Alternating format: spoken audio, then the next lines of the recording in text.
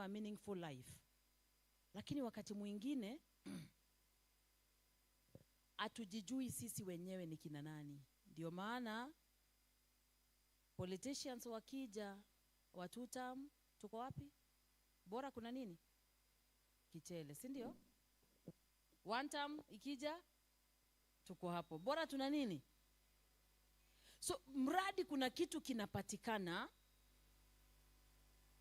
tunakuwa ni wale watu wa kupelekwa na upepo. Yaani tunaenda tu mahali kuna wave. Ikikuja leo ni hapa, tuko hapo. Ikija kesho ni pahali pengine, tuko hapo. So tunataka kujiuliza, how can we live a life of purpose, a life of impact? Na swali kubwa ni je, mimi nitakuwa tu mmoja wa wale ambao wanahesabiwa wakiwa wa Kenya, and that will be the end of me? So na tulikuwa tumerequest ya kwamba leo yule ambaye anakuja, tunakuja training. Hebu tena nione kwa mkono wale walikuwa hapa last week. Labda hata simameni tu, simama tu. Sio Sunday, last week Wednesday 19th. Simama tu. Haikuwa Thursday, ilikuwa Wednesday. Work today Those who are broken. here? We're all working in too many disconnected apps, and it's So killing how team ready are we productivity. for those who are continuing? Tumejipanga kiwango gani? Tumejitayarisha? Tulisema tufanye nini? Tukuje na notebook na nini? Na kalamu. Ni wangapi wanazo? Wote tuko nazo? Are you sure? Can I do? Najua sasa mimi ni mwalimu. Brother, naona mpaka unani. That is very good. Sana. Lakini sasa at the end of that time, labda ungekuwa mahali unapiga mboka yako na upate kitu, si ndio? Lakini sasa ukikaa hapa na mwisho wa siku ya kwamba iwe hakuna kitu tumepata tukitoka hapa, itakuwa tu kazi ya kupoteza muda ambayo si mzuri. So sikatai mtu kutumia simu, ili hali tumia simu yako pia kwa kwa njia inayofaa. Are we together? So that tumesema tusimame. Hai.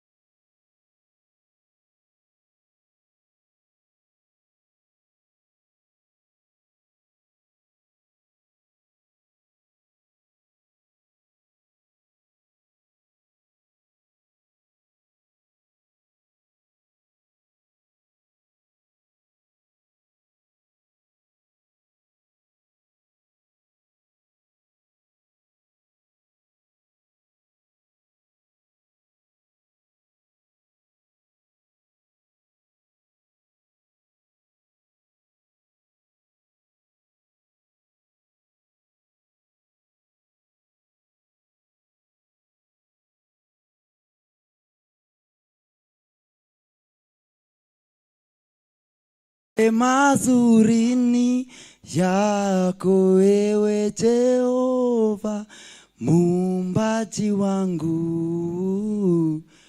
Nikupe jina gani, kwani kila la uheri ni upekee wako.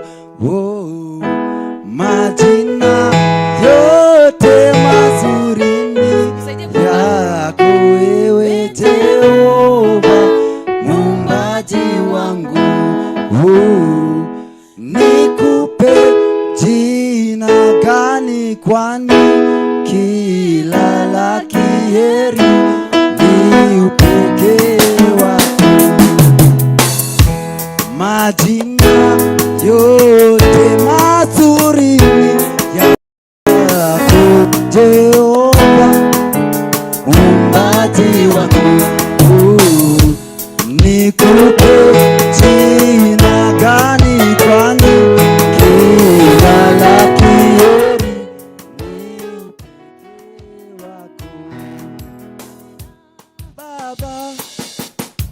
unajua kunifurahisha Baba, nitakuishia milele nikuite Baba, unajua kunifurahisha Baba, nitakuabudu milele, tuimbe ati Baba, unajua kunifurahisha Baba, nitakuishia milele nikuite Baba, unajua kunifurahisha Baba, nitakuabudu milele.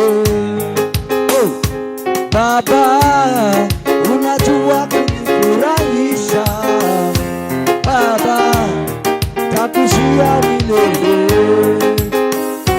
Baba, unajua kunifurahisha. Aya, wale wa aya, twende aya. Cheki. Oh, midema unajua kunifurahisha. Oh Baba, nikuite Baba. Ati Baba. Wala mpangale twende. Midema chichikanayo, atikani panayo. When it come back and clap, you shut them. When it come back and clap, you shut them. Hey! Midema chichikanayo, atikani panayo. When it come back and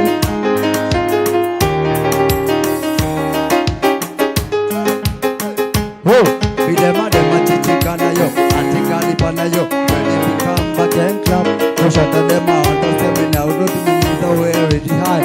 High in the Holy Spirit. Midema chichikanayo, atikani panayo. When it come back and clap, you shut them out. Understand me now, go tell me nigga go already high. Holy Spirit. Mesika yo. Oh, midema chichikanayo, atikana pa. What? Midema chichikanayo, atikana panayo. When they come back and clap, you shut them out. Understand me now, go tell me niggas already high in the Holy Spirit. Baba, unajua kunifurahisha Baba, nitakuishia milele nikuite Baba, unajua kunifurahisha Wow, Kapigo. Wonderful. Hey, manze. Wow. Sasa manze, mbona ukuji church? Tufanye praise and worship huku. Sinsawa? Wow. Can we give him a better clap? Sana. Hakuna mwingine alishikwa atuonyeshe talent yake. Hakuna mwingine? Uko na talent? Mobilize, kuja.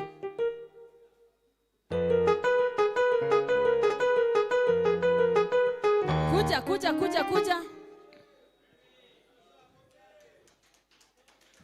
Wachapia makofi, in fact. Hey.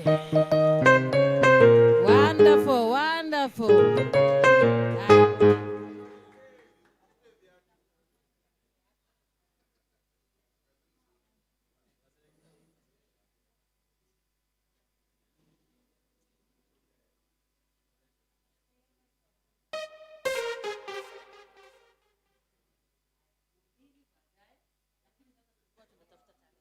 Sawa. Lakini unaweza tusalimie. Mutusalimie. Si ndio? Praise our God. Amen. Praise and living God. My name is Cynthia Chepkwech. I thank God from today. We can see everyone here. I thank God. Mimi nashukuru Mungu sana kutuita kwa kanisa kwa Mungu. Nasikia roho yangu iko vizuri sana. Na mbarikiwe. Thank you, thank you, thank you. Thank you, Lydia. Thank you so much. Kuna mwingine ako na talent. Sasa hatutaki kufungia. Kabisa unajua uko na talent. Unaona huyo rapa? We.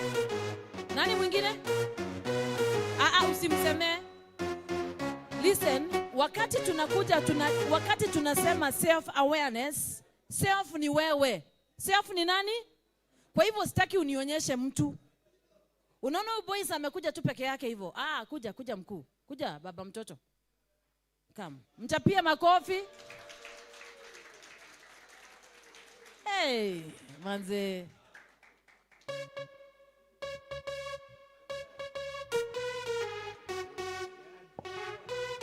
Yeah. Karibu kiongozi. Nashukuru. Yes. Praise God. Amen. Praise God again. Wow, nasikia poa. Nasikia poa na mnakaa poa bana. Mnakaa fiti, si ndio?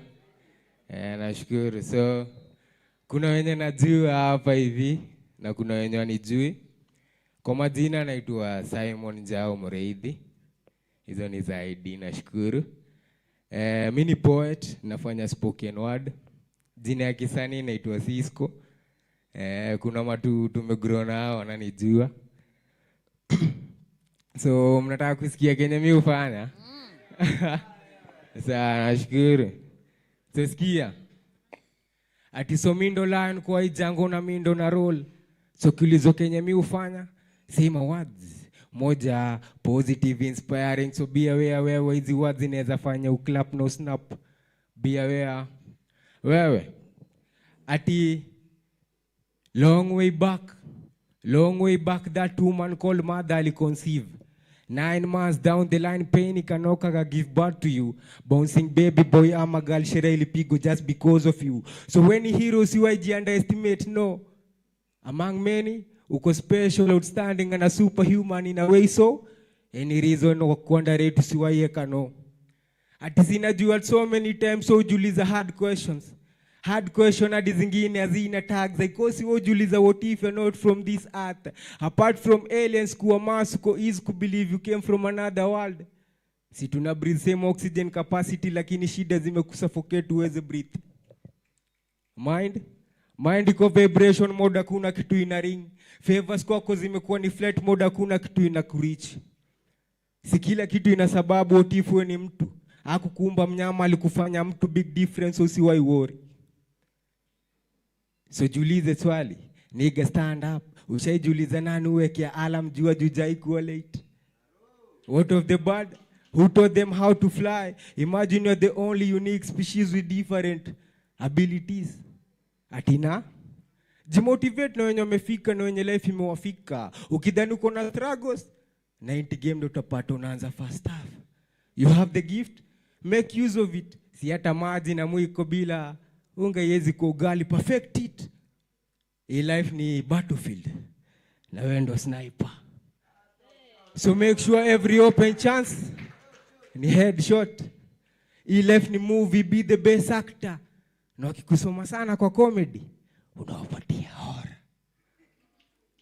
Na kama sako inaweza divide into semisako na bado anasema Cisco, you still mash up this sako bina spoken word guys to give up ila endelea kuwa mtough. No mahito akidai kunibust, damn. God above all. Si ndio? God above all. Ya mwisho.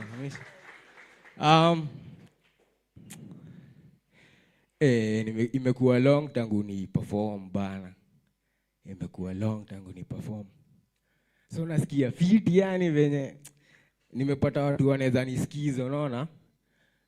Nimesikia poa. Naweza waacha na piece moja sana napenda, si ndio?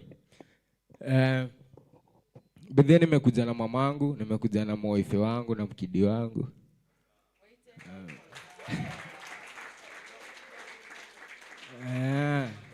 Wacha tu appreciate pia, where are they? Ni vizuri tuone wale watu wanapatia huyu mtu strength. Umesema mamako, wife yako na kid? Wow. Mom, mpoa na mkidi. This is your mother. Wow. Wow. So Ando familia yangu. Mama yangu, she's a reverend. Anaitwa Esther Wamboyo Njiro. Wacha ajisemee Esther. Karibu mpatie mic tusemee. Praise God again. Asubuhi ya leo nimefurahia kuwa na watoto wengi. Sioni sasa wenye nimezaa na tumbo yangu, naona wengine wengi. Praise be the name of the Lord. Amen. Nimefurahia sana kukua mahara hapa, na niliwaambia lazima nitawaleta mahali na nimewaleta. So nimefurahia sana. Maandiko katika Jeremiah 29 inatuambia he knows the plans he has for us. Praise be the name of the Lord. Everybody mwenye ako hapa, God has a plan for you. Be blessed. Yeah. Na mimi nakuwa emotional, so msieke lawama. Ona. Uni mpwa wangu, my wife, hapo anaitwa. Hi. Praise God. Naitwa Sauda. I'm happy to be here with you. Alafu mjuni anaitwa Tarik. Boys nimeona kuna matatu pia, mimi nimejaa matatu kila mahali. So nashukuru sana. Thanks for your time. Alafu unaweza sema kitu moja. Mama amesoma verse akamwambia Jeremiah ati God anajua kila plan. Ndio? Na alikujua even before you concentrated on your mother's womb. Si uongo? Indo chachi ya kwanza niliokokea.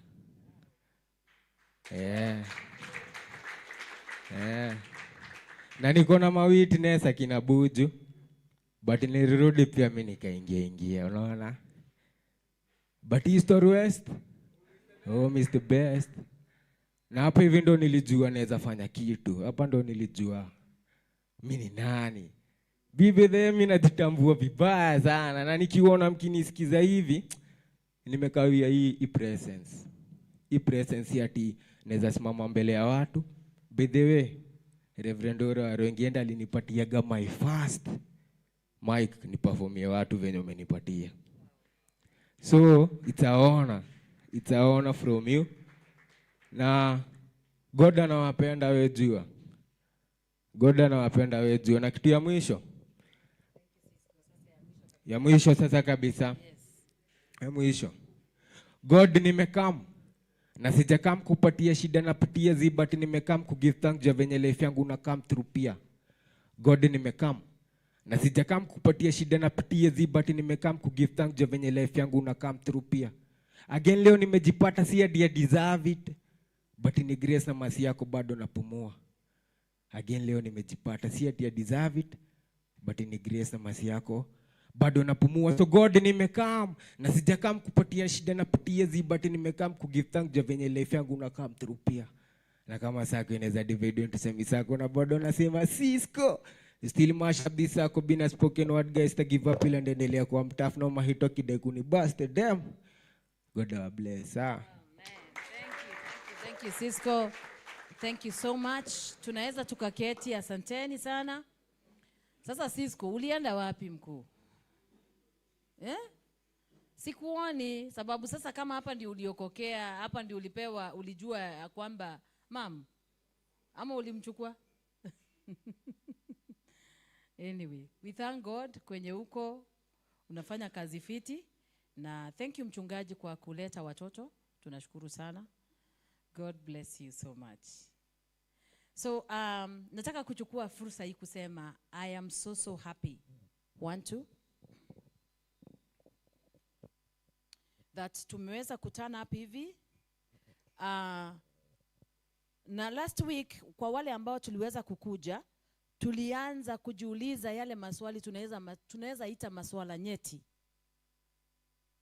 Kwa sababu tunataka kujiuliza, je, tuko hapa tu ulimwenguni kupitia tu na kufanya ama kujaza kuhesabika kama wa Kenya, ama kuna kitu ambacho ama kuna kusudi ambalo Mungu alikuwa nalo kwetu?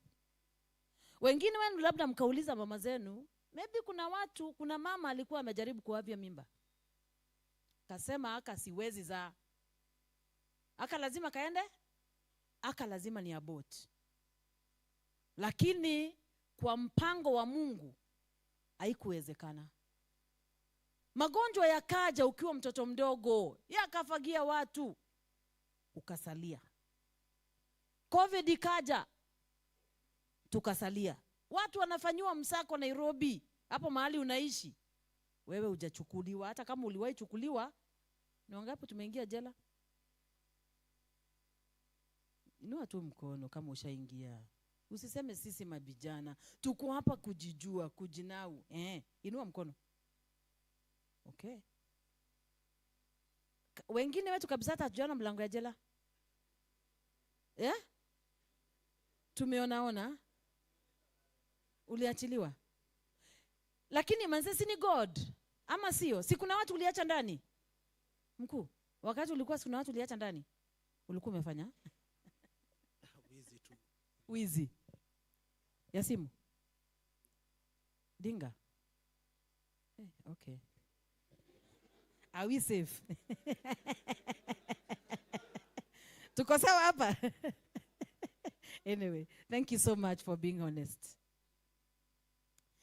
Si kuna watu unajua walikufa wengi, sawa? Lakini Mungu akakusaidia. Saa ingine tunafikiria ni vile tunajua kuhepa sana ama tuko na akili mingi, lakini hapana, ni Mungu anatusaidia. So katika self awareness ambayo tulianza last week, leo nataka tu nani anajua, okay, ni nani ambaye anajuana na mtu walikuja na yeye, unamjua tu huyo mtu mse, hujamjua, hujamuonea hapa, mnajuana? Mnajuana? Wacha nione. Unajua nani? Unajua nani?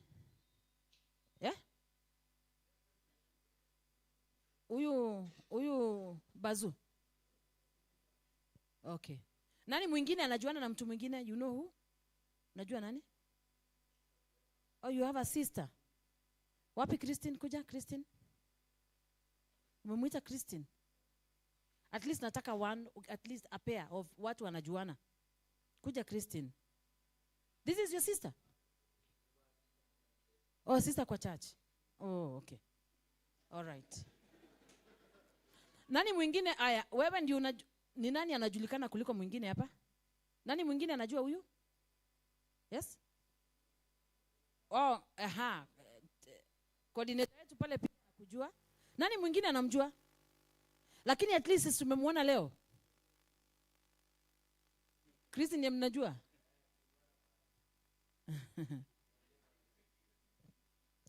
So, nataka kufanya hivi. Coordinator pia utatusaidia hapa, sababu unajua Bazu. Huyu rapist wetu. Kuja na kalamu coordinator. Christine uko na kalamu? Chukua kalamu yako. Kuja tu wewe, umetumika vizuri, umeturapia. Mama, kuja. Mama.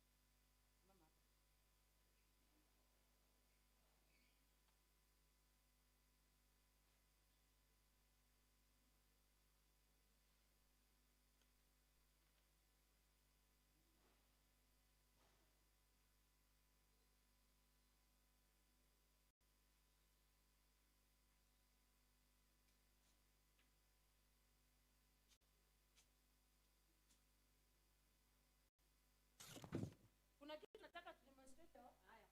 Wewe angalia huko.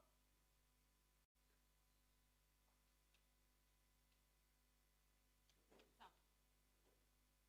So coordinator yetu Bwana Ngatia na Christine. At least hata kama amjui, nikumbushe jina? Dennis. Hata kama amtujui Dennis, si tumemwona hapa kidogo saa hii. Si ndio? Tumemjua kidogo, sawa? So I'll also appoint you, come. Kuja na kalamu yako. Do you have a pen? Utasaidiwa hapa. Wambo, si ulikuwa umekaa na kuja. Si kwanza wewe ndio ulimshika. Kuja. Wewe ndio ulimshika kidole. Kuja. Can we get another one? Aya, kuja. Your name? Elizabeth. Kuja Elizabeth. At least hata kama umjui, you can say something about him. Sasa nataka kwa mgongo wa huyu Charlie, wa Dennis, utaandika ile kitu unajua kuhusu Dennis. Sawa? Tuanze na Christine, wewe ndio unamjua zaidi. Sawa?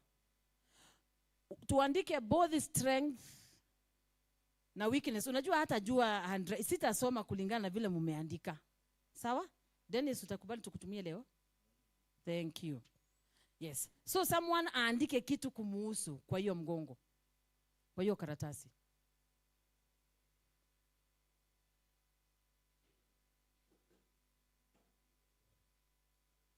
Oh, ajishikilie. Okay, sawa. Haya, tuanze na Christine.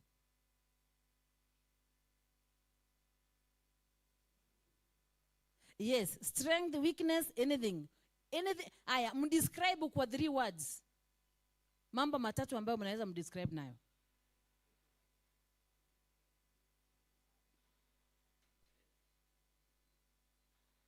Nani mwingine ako na beshte? Anyway, tunapoandikiwa ya Dennis, ningependa kujua kama uko na rafiki, huyo rafiki unaweza kukudescribe aje kwa maneno matatu tu. Wale ambao tuko na marafiki hapa. Unajua huyo mtu. 3 words only. Yes? Au uko na beshte? Aya, atakuja kwako. Christine, umemaliza? Okay.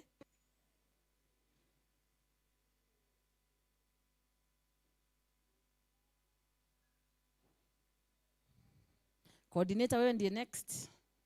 Sitasoma kulingana na vile wameandika.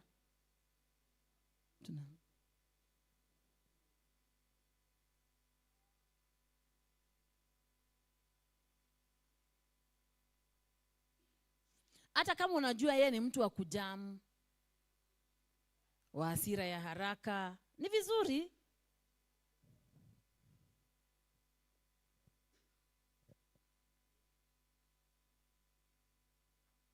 Unajua wakati mwingine tunajijua, lakini kuna mambo watu wengine wanajua kutuhusu ambaye hatuyajui.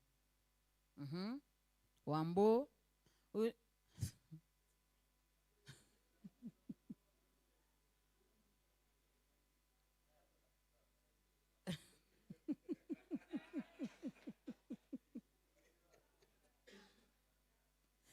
I hope Sparky ni kwa hiyo kidole tu ameshika. Okay, then nikumbusha jina? Kevin. Okay, sawa. Haya, andika kwanza. Oh, Kevin ashaandika? Okay, sawa. Christine, unaweza kaa. Thank you.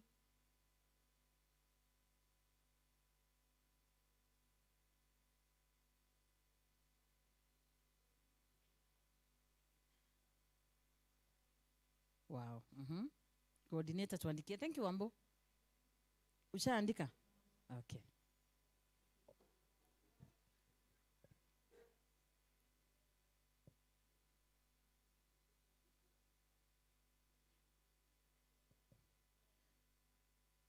Sasa hapa hakuna tunamjua tu na hizi, hakuna kitu kingine tunajua yake. Anyway, sawa. Turn around. Sasa msomeeni. Ati to magnify surely. Unataka tufanye hivi? To zoom. Aya, tusomee Kevo. Uko short sighted. Aya, nani yako long? Aya, tusome. Nikumbushe jina? Yes? Kamau. Kindly tusome.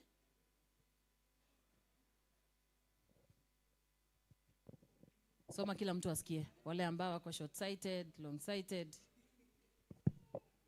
Okay, kuna mwenye amesema a good singer, best musician, handsome.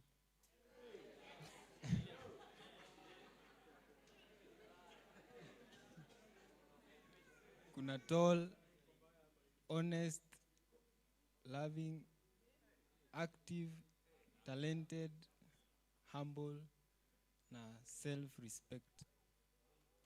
Wow. Can we clap for him? So, did you know that about yourself? Ni nini hukujua kwa hiyo zenye zimesomwa? Self-respect. Sema tu. Ya Wacha kwanza tuambie ni ni nini hiyo. yako anajua. Hiyo handsome You can kwanza. turn around now. You can turn.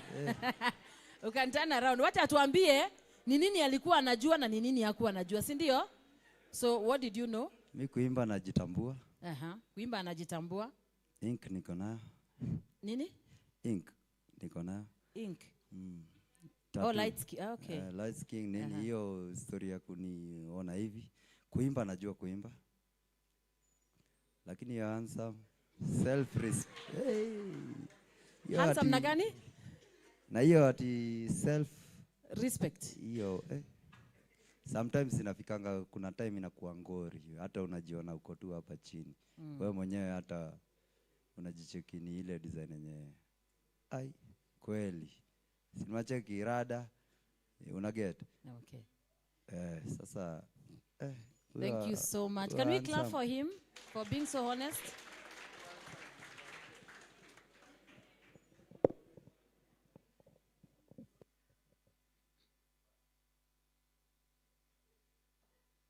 So amesema hii ya handsome hiyo kidogo. Amesema ya self respect pia kidogo, right?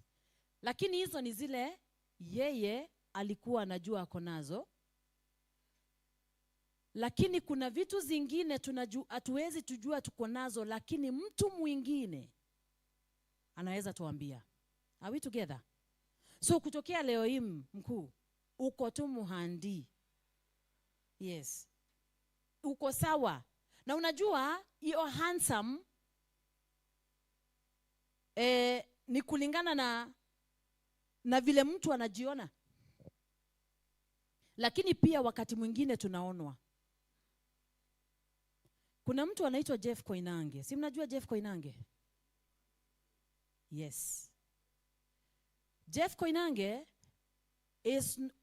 could not have been a journalist today were it not kama ingelikuwa mtu mmoja kumwambia.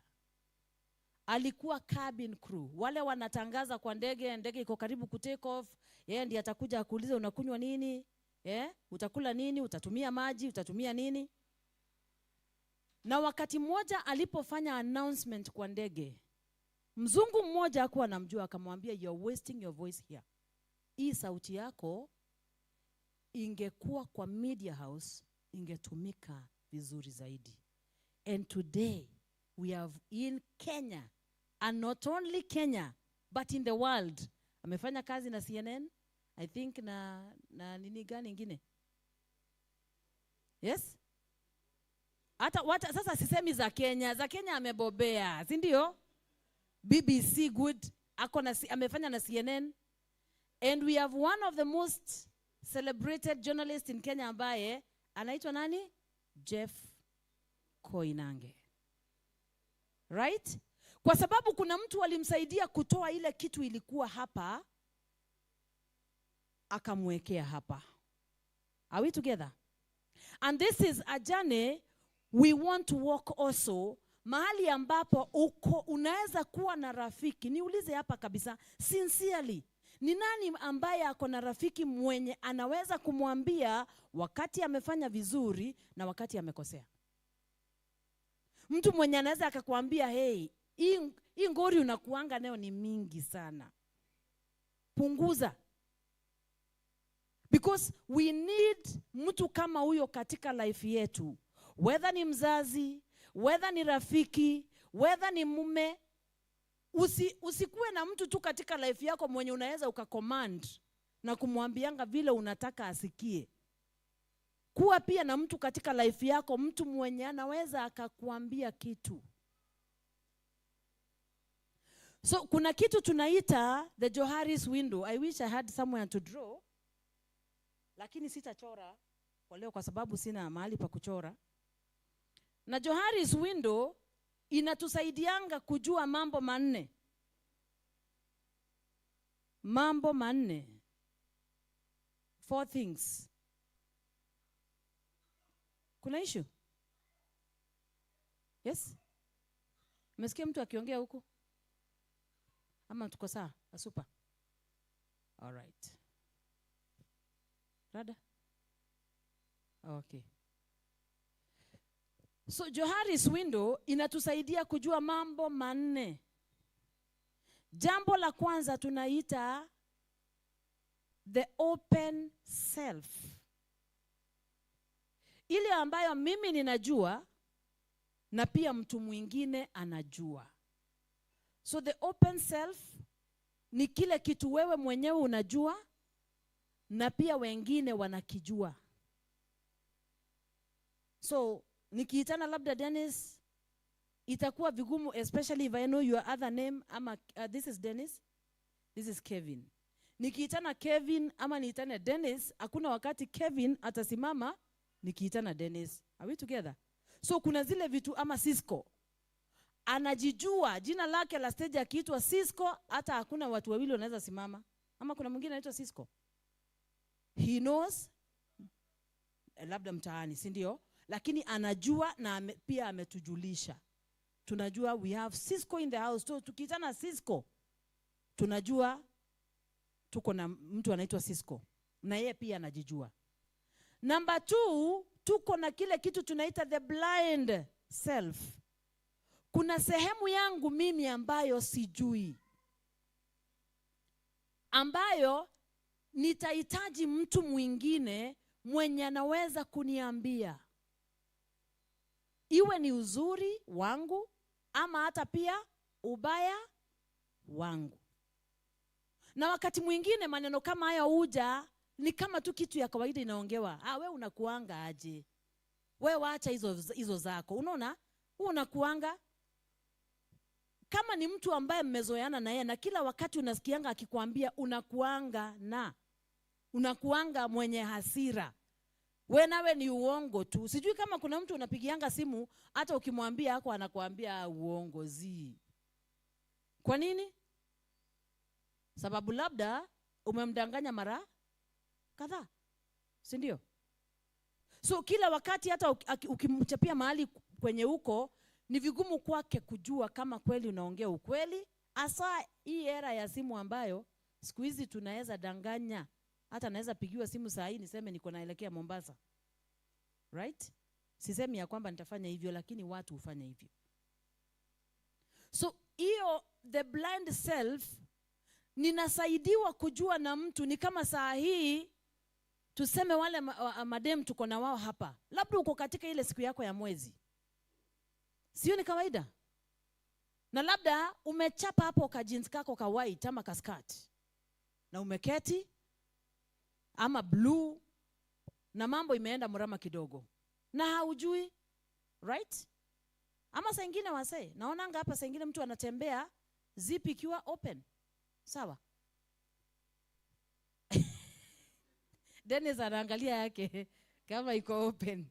Lakini ushajikuta katika hali kama hiyo? Ama hata blouse kama hii imefunguka na ninatembea hapa mtaa tu hata sijui. Sawa? Na mtu mwingine anakuambia, hey madam, excuse me, kuna kitu. Kama sasa ni wale tuko nao hapa, sijui what would happen kama ungeona dem amestain dress yake, ungefanya nini? Yes? Kabisa, hata kama umjui. Okay. Kama wanasema yeye atamuita kando amwambie, msanii, utafanya? Utasema fanya the same thing. Are we sure sisi wote ndivyo tutafanya? Kweli? Unalenga story. Thank you for that sincerity. Yes? Unafanya nini? Naguza.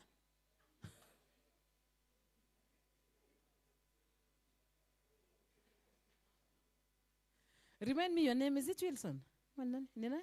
Yes? Amadi. What would you do, Amadi? Okay. Lakini sasa utampea jacket na juu unampea jacket kufanyia nini?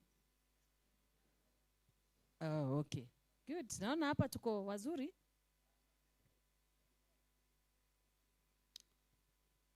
So if you can do that, what about madam, mkiona fry iko open ya mtu?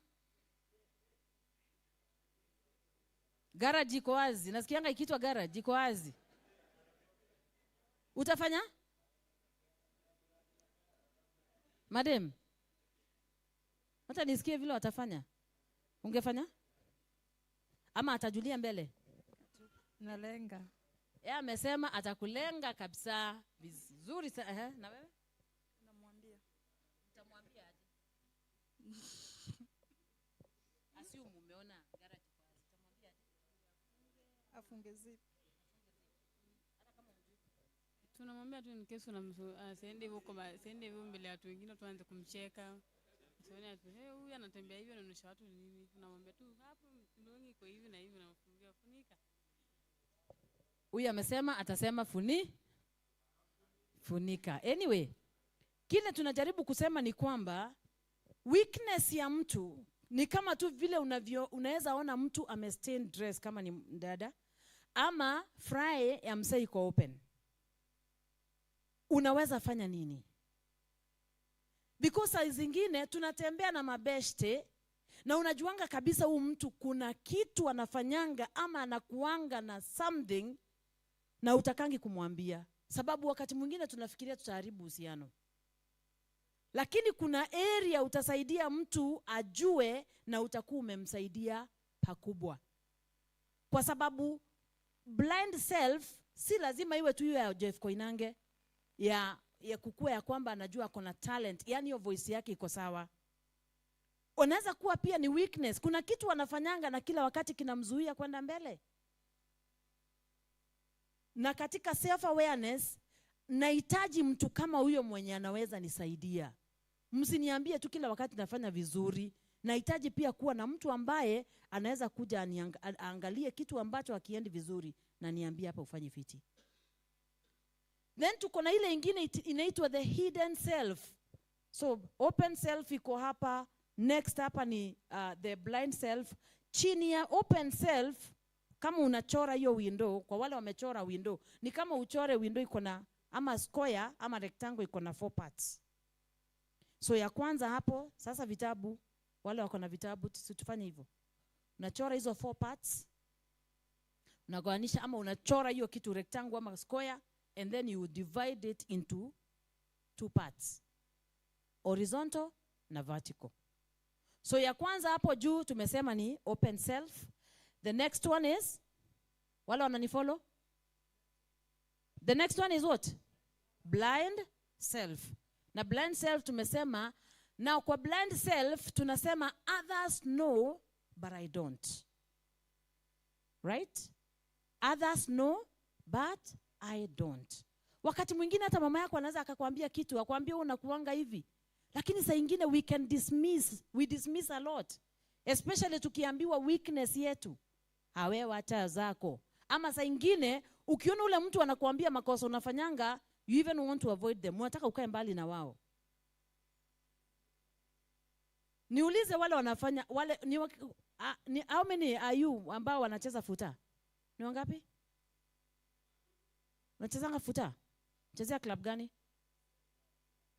Ala. Unachezea wapi? Yeah? Ya street? Okay. Yes? Nikuje hii side, poleni. Na ndio maana nilikuwa nimesema tuondoke kwa hii pila tukae huku, lakini sawa. Nikina nani ucheza futa hapa? Nyi wote ni mafuta. Okay, which club? Yeah? Yeah? Dandora 1. Mnakuwa na coach. So mkienda kucheza, wakati mnaenda kufanya mazoezi, coach mnafanya ile mambo mnataka ama mnafanya ile mambo mnaambiwa? Good. So unakuwa na discipline kwa sababu kama uta maintain ni lazima pia ufuate nini? Maagizo, si ndio? So blind self ni wakati unakubali sijui kila kitu. Na blind self ndio imefanya pia tukue hapa. Ndio hicho kitu sijui kunihusu niweze kukijua. Are we together? Then the next one tuko na ile kitu inaitwa the hidden self. Hidden. Ile yangu imejificha. Kuna mtu akiona labda mwenzake na kakiatu tu kasafi kapia, anasikia kunyongwa. Unasikia I wish hata inaweza raruka. Mara zingine unapita nayo kama afue uanue. Dennis. Anyway, hidden self, kuna vitu ambavyo watu hawajui kutuhusu, lakini sisi tunajua tunazo. Unaweza kuwa msee wa chuki tu, unachukia mtu, lakini of course wakati unamuona huko mbele mbele, si ni wengi tunahagiana, lakini kabisa huyu mtu unamchukia vibaya sana. Yes, mtakula meza moja, lakini ukaujua ile kitu unaweza mfanyia aumie, unaweza ifanya. Ama uko tu mse ambaye ukapata hata kitu kazuri uwezi kubali kuambia mtu mwingine, ni yako tu, you are very selfish, na unajua hivyo. Lakini mkiwa na wasema mnaambia usijali, nikipata mboka nawaitia. Lakini unajua ukipata tu yote kwa mfuko wako, ama hata ile kitu inaweza saidia watu. So kwa self, kwa zote zile, katika the open self, the blind self, na hii nyingine ni gani? Hidden self, right? Iko both na vitu vizuri na zile vitu pia ambazo ni either strength ama weakness.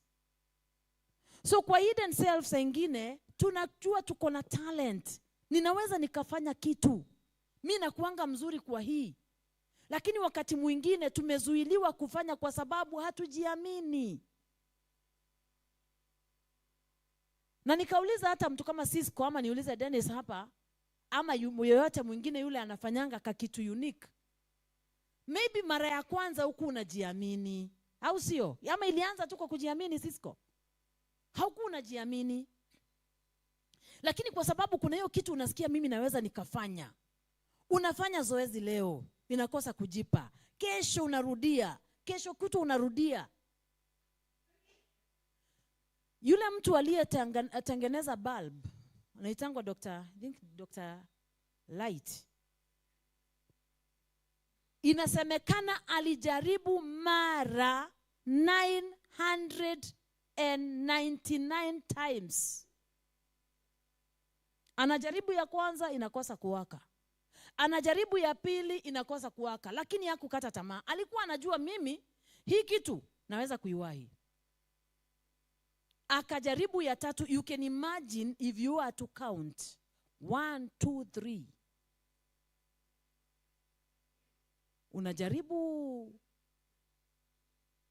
akajaribu 999 times. Na yeye kila wakati alikuwa akijaribu, alikuwa wakati akijaribu the next time ikatae kuwaka, alikuwa anajiambia at least now ninajua njia 3 ambazo hii kitu iwezi ikafanya kazi.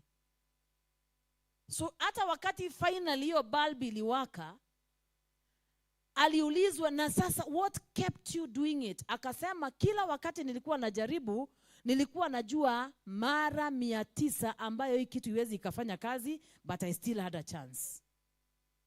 Are we together? And finally, akajaribu mara ya 1000 and the kitu ikawaka. Leo hii sijui ni boma gani, sio Kenya, lakini dunia mzima ambayo hizi bulbs zitumiki. Because of one man who did not give up. KFC ambao tunaonanga, the Kentucky Fried Chicken. Huyo msee mwenye anafanya, mwenye the behind that brand, yeye alikuwa ameajiriwa kama chef. Akamaliza kazi yake, retire. And he thought, what do I do na hii upishi yangu? Akasema atakuwa na fried chicken, anaenda anauzia watu. If you ukigugu mambo ya KFC, utaona vile huyo jamaa alijaribu akipika kuku mara ya kwanza. Ni nini sasa umetuletea? Na ni yule alikuwa ameajiriwa akiwa chef kwa hoteli. But finally, alipata tu order mahali. And hivyo ndivyo tuko na KFC. Na sio Kenya tu. Are we together? This is an international company. But because of someone who never gave up. So hiyo hidden self yako ni talent gani hiyo unajuanga uko nayo? Wengine hapa labda yes sir, yes.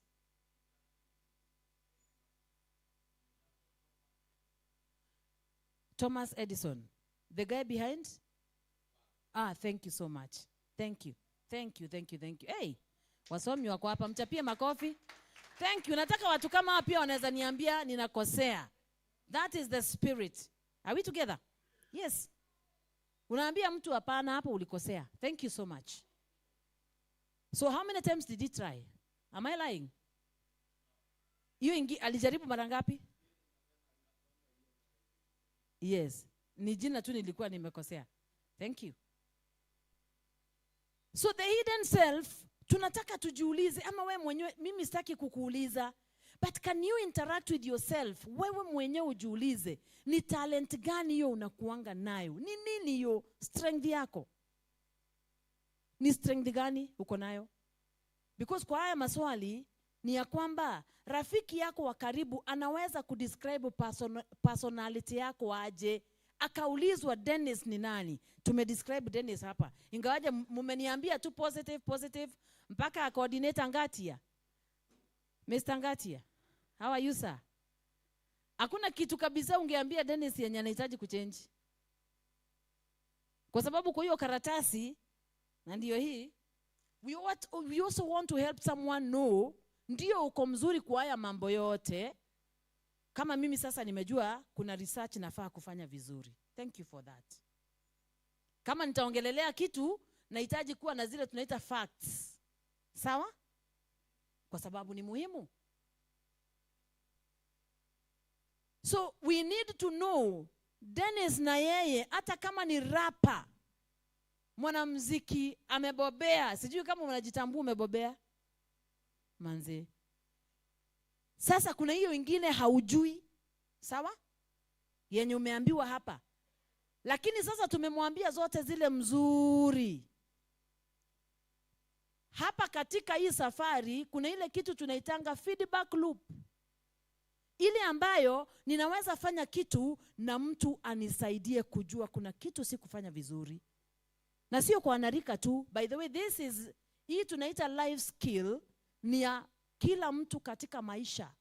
Ambapo mtu anaweza niangalia katika maisha yangu aniambie flow hapa na hapa na hapa pako sawa. Lakini anza tu na ule upande mzuri. Na ni vizuri mlianza na ule upande mzuri wa Dennis. Sijui kama nikiita Christine, niite maybe Kevu anaweza kuwa mjui sana. Nani mwingine alituandikia, "Wambo unamjua vingine?" Okay, lakini coordinator anamjua. Sijui kama sasa nikiwaita hapa mnaweza niandikia vitu zingine za Dennis zenye mnajua za upande huo mwingine. Kwa sababu we do not all have strengths only. Tuko na strength na tuko na nini? Weaknesses. Na hiyo ni kawaida. Hakuna kitu unaweza kufanya, hivyo ndivyo ulivyo. However, kile kitu kinafanyanga tutake kujijua ni kama vile unaingia kwa gari unafunga safety belt. Right? Kwa sababu unajitayarisha kwa sababu ya matokeo yoyote yale. So mtu anayejijua ni kama ule mtu anaendesha gari na anajua ya kwamba ako well aware ya kwamba accident inaweza tokea. Kwa hivyo nahitaji, please, pale tuko pale nyuma, sababu pia mimi nataka tukue na self awareness, tukue na mkutano mmoja. Sawa sawa? Warembo, mko aje? Tukue na mkutano mmoja. Sawa? Thank you. Ndio pia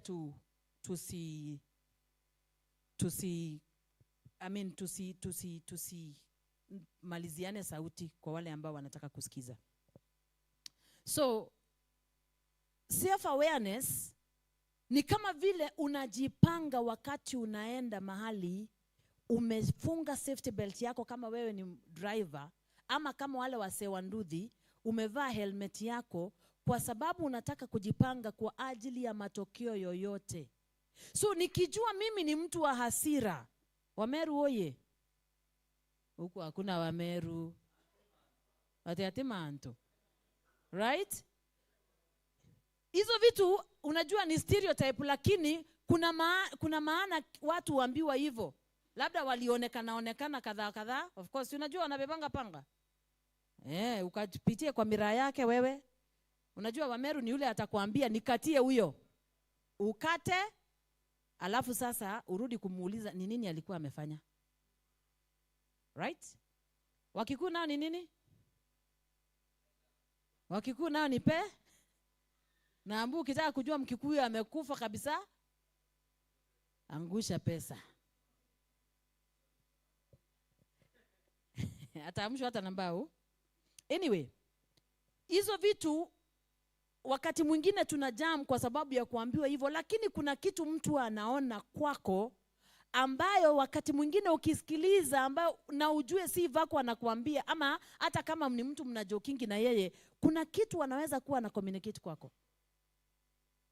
So we take care. Mahali pale tuna strength, tunakaza zaidi. Mahali pale tuna weakness, pia tunajaribu kuona ni jinsi gani ambavyo nitarekebisha. Na hata kama sitarekebisha kwa sababu kuna mambo mengine siwezi, nikijua mimi ni mtu wa hasira, acha niulize, ndugu yangu unaitwa nani?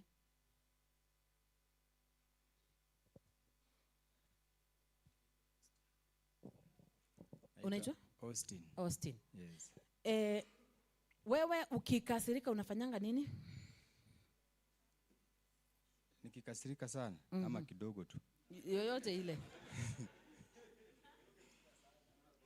Unaweza tuambia ya kidogo na pia ya sana. Nikikasirika kidogo, huwa siongei. Au ongei. Ukikasirika kubwa ama sana? Nikikasirika sana, kama ni nategemea nani amenikasirisha. Kama ni mtoto tunaweza pelekana yeye mbio. Mtoto? Okay. Kama ni njaa. Njaa yakasirishi? Njaa ikasirishi, njaa ni mbaya. Njaa inakasirisha? Hala. An angry man is an angry man. Hungry versus anger. Okay. Kama ni njaa? Kama ni njaa, hata naweza jiangusha chini.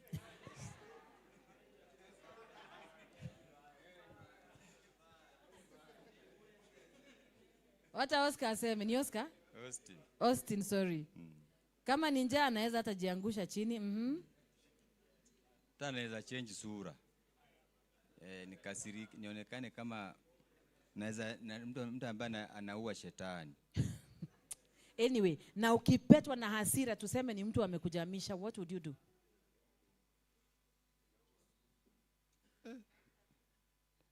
Kuna mtu hapa amesema kisu? Kuna wengine wanaweza amua kupigana. Unaweza amua kupigana? Okay. Nani amesema kisu? Hakuna mtu hapa, hatuna profiling, ni ile tu tunataka kupata majibu tofauti. What would you do? Oh, sorry. Kisu ni wewe. Si wewe kisu la anyway. What would you do ukijam sana? Mimi? Kidogo ama juu kidogo mimi nalia. Sana, wacha tujue ya sana. Kidogo tunaweza manage. Sana naona lazima kutoka kwa nyumba. Napanga tena. Hiyo tuweze kiana. Unaweza choma nyumba? Na kutoka kwa nyumba. Unanitoa kwa nyumba? Baya sana. Ufanye? Na kukata mguu utakuwa unaona hapo. Unakata mtu? Kabisa? Kabisa. Atakuwa amekufanyia nini ndio mkate? Hasira yangu haikuangi ati umenifanyia nini. Sitoka tu umenikosea ni hivyo. Ukikosoa ni hivyo. Ni hivyo. Haya. Beware Kwa hivyo mchungane. Nyumba inaweza chomwa. Nani mwingine anataka kushare na sisi? Mambo ya hasira? Okay. Ndio atatuambia. Wewe ama mwingine? Okay. Hasira, si unakasirikanga? Ushaikasirika? Nini mwaifanya? Mimi nikikasirika sana mimi ulia. Analia. Okay. Sawa. Kuna msee hapa ulia akikasirika. Nani mwingine anataka kushare nini yetu yake? Dem? Wacha tusikie sasa kutoka kwa Dem alafu tukuje kwako. Wambo? Nataka kutuambia mambo ya hasira. Unafanyanga nini ukijam? Jangori. Una jangori. Nakupe maneno yako vile inafaa. Unanipea maneno yangu vile inafaa. Yeah. Wanguye wambu ujanguri na ananipea maneno yangu vile inafaa. Wow. Okay? Tatusikie kutoka kwako mama. Mimi nakufanyia tu chenye kiko kwa akili hata kama ni nini. Kama nini hivi? Ni nini umewaifanyia mtu? Hatuta kujaji. Kitu mbaya. Kitu mbaya. Kama? Naweza hata kukumada. Na kumada. Ushajipata hapo umemada mtu? Ulikaribia. Wow. Okay. Nani mwingine anataka kushare na sisi? Yes?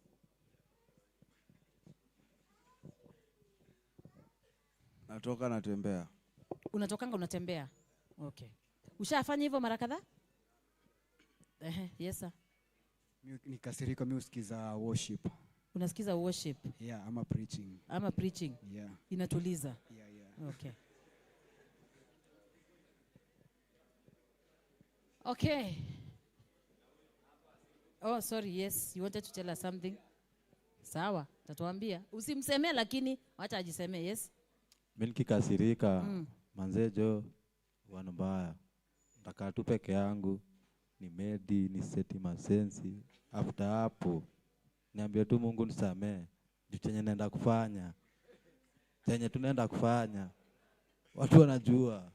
Wewe jua hivyo. Watu wanajua. So utaomba Mungu akusamee na bado uende ufanye. Anisamee tu chenye nataka kufanya. Jua yenyewe si amenikasirisha. Ndio maana namuongelesha. Samee tu chenye naenda kufanya. Wewe ndio unajua. Wow. Okay. So utaomba msamaha na bado uende ufanye. Okay. Usiforce mtu kama hataki, sawa? Michelle, usisemee acha kusemea Michelle. Leta. Thank you. Aya, wacha niulize. Kwa sababu ya hiyo ya kukasirika ukafanya kitu, nani amewahi jipata kwa polisi ama jela? Juu hiyo hasira. Na uongee tu kweli. Aya, Deno hapa. What had you done? Ama kulikuwa kumefanyika nini? Ngori mimi ni Kamagera. Kamagera, yes. Sasa nilikuwa na Kuru by then. Nikashikwa na Kanjo. Na ni mdemu. Sasa yeye venye alikuwa na ni handle man. Na mimi ni ndume. Nikapanda na hasira na mimi ni Mmeru. Alafu naona Mariamu iko pale. Nikampiga kumbo. Kumpiga kumbo sikujua alikuwa na ball. Unaget. Sasa hiyo resist arrest na bado bas. Sasa ndio mtoto wa kutoka, lakini sasa ni karibu kitu kingine iende mbali tena sana. Nilijipata huko tunaitanga Mrema juu prison ya Nakuru iko huko juu. Sasa hapo ndio mtu analan. Na bado siwezi kudanganya, mimi nilikuwa chanda. Chanda ndio nini? Askari. Oh. Okay. Mimi ni happy mzima. Interdiction ikanileta kwa depression, ikanileta kwa mambo zingine mingi. Unaget. Mimi ni RDU, mimi nashindanga boda. Unaona? So ile maasira nini nika react, nika retaliate. Sina cheki ngori yenye liniletea. Nika waste miaka kadhaa. Ndio mimi pia hapa na hangaika bado. Kuja simama uambie useme hii kitu kama umesimama hapa. Ni vizuri. Tusikie vizuri. Aro. Mamboni. Mimi nimechapa mboka ya ridhe. Yaani mimi ni chanda askari. Sawa? AP nimetrain Embakasi ilikuwa 2011 up to mimi nili pass out 2013. 2014 April. Sawa? So nikatumwa Garissa. Kidogo Garissa ni kutricky bro. Mnakaa hivi kidogo na best yako. Muna chapenianga. Uko hii sketch ya mbele juu tunaenda na sections. Sisi ni kama special forces, sawa? Mnaenda na sections. Kuna hii section ya mbele, ya nyuma. Sketch moja inajanga watu 10. Minus dere. Kuna commander, hivyo design, unaget. So kidogo mnakaa hivi mnachapiananga kwa radio call. Hii inakuanga nikaa kufurahishana. Ni aje we Tangoan, Charlie Papa, nini. Na hii gari yenu inaenda pole pole, mbona nini? Kidogo kidogo unastukia landmine. Kidogo kidogo unastukia nini? Kitu inaitwa bazooka. Una survive. So hizo vitu zikanipeleka kwa depression, nikaingia kwa ulevi, nikapigwa interdiction. Nikarudi mtaa. Mtaa ni Nakuru. Kurudi mtaa nikaingia Ukamagera sasa. Sijui kuna get Kamagera nikufanya nini. Wewe ni wa Nairobi lakini nakuja na kuchapia ni aje. Niko na gari imejaa sahi. Tuende. So fare ni 400. Utalipishwa 600. Kode yangu ni ngapi? Si ni Rwabe. Sasa siku moja si tumedandiwa hapo na Kanjo wa Nax.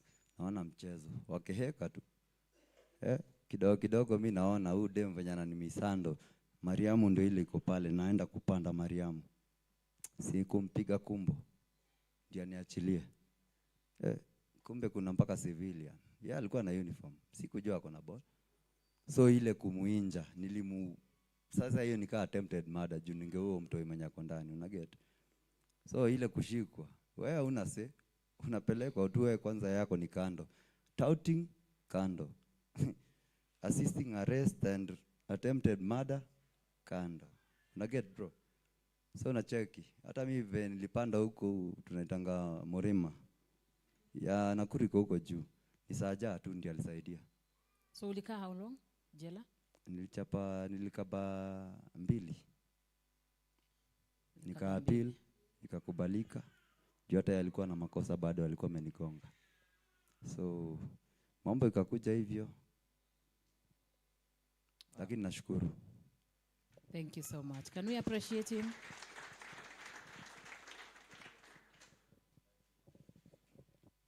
Sababu kulikuwa na mwingine? Who wanted to say? Wajela? Mwenye ushaijipata mahali pabaya kwa sababu ya hasira. Yes sir.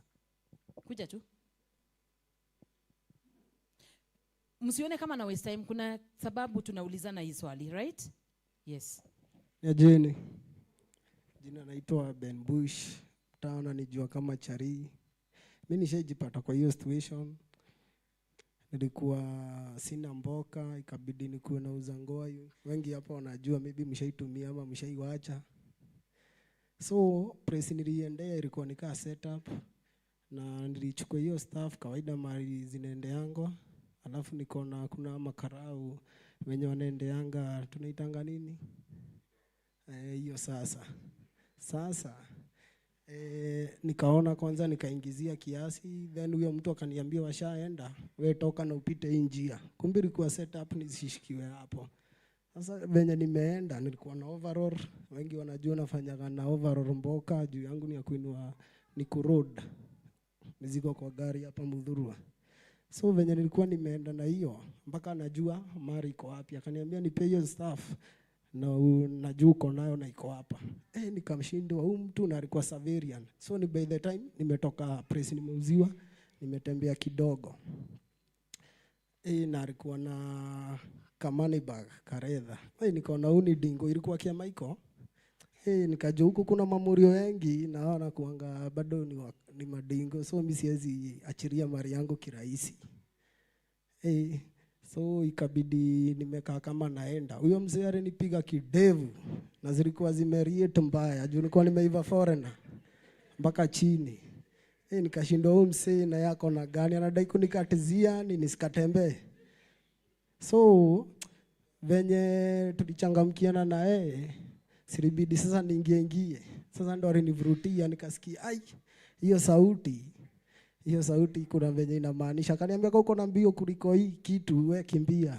So ilibidi nitulie. Kidogo hata hirisingi ya shiko. Ile beating nilipewa. Walikuja masanze kama mtu 6 hivi. Nakwambia niliendewa kama shimori. Kutoka hapo sasa hizo ni account 2.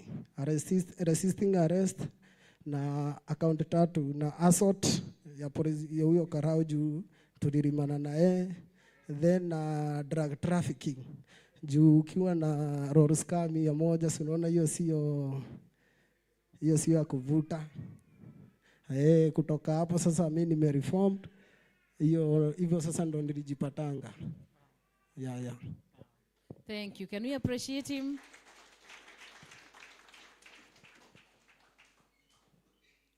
Kwa sababu hasira atusemi, yes, hasira hasara, ingawaje kukasirika sio vibaya. Are we together? Lakini tofauti ni kile ninaamua kufanya ninapokasirika. Na hiyo pia inatupatia tofauti ya boys and men. Are we together? Yes. Wakati mtu anaweza kucontrol, na si hasira tu. Kuna wengine pia tunafurahi, tunapiga sherehe usiku mzima. Hata ile budget tulikuwa nayo ya kutei inazidi kwa sababu yani nimefurahi mpaka sina control. So emotions zote zile kuna zile emotion tunaita positive na kuna zile tunaita negative, zote sizipokuwa na kucontrol tunaweza jipata kwa ngori. Ndio unasikia Dennis alijipata ndani. Nikumbusha jina? Sorry? Benson. Thank you. So Benson, hiyo mambo kabisa umeacha? Kabisa. Yes? Kidogo tu kwanza. Ujitoe aje? Unataka kuongea pia? Ubalance. Sawa, kidogo tu.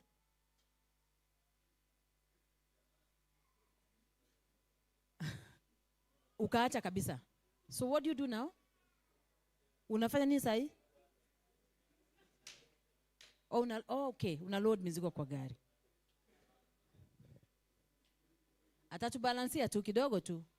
So kile kitu tunasema ni kwamba nikijua mimi, na hapo tuko tu kwa hidden self, nikijua mimi ni mtu wa hasira na najua hasira kabisa inaweza niletea shida. Sababu wakati mwingine wale ambao tunatazama, hata wale watu wako jela, akikwambia ni kwa nini alijipata jela, wengine ni hasira tu ilimpanda, akagonga mse bila kukusudia, kama hasa vile unasikia Dennis, hata mtu akakufa. Si kwa sababu alikusudia kuua, lakini kwa sababu ya nini? Ya hasira. What if leo hii niulize, kuna mtu alituambia yeye akikasirika analia, right? Yes? Ati ni? Mse alisema analianga. Kulia ni makosa? Wacha niulize, mwanamke kulia ni makosa? Wengine wanauliza mwanaume alia aje? Aje sasa?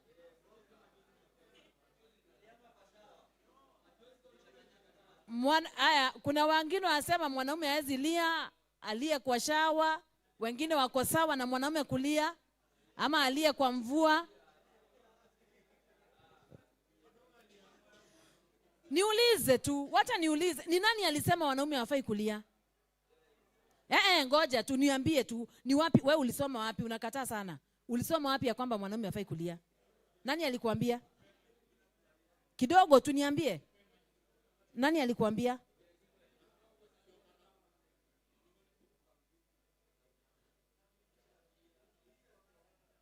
Anasema yeye mwanaume ni kukaa ngumu, mwanaume ni kukaza nyama. Niulize, kidogo tu, hiyo kitu unasema kukaza nyama na kukaa ngumu, nani alikuambia? Isitoke nje. Kevo, nani alisema wanaume hafai kulia? Sorry? Hivyo ndivyo pia unajua.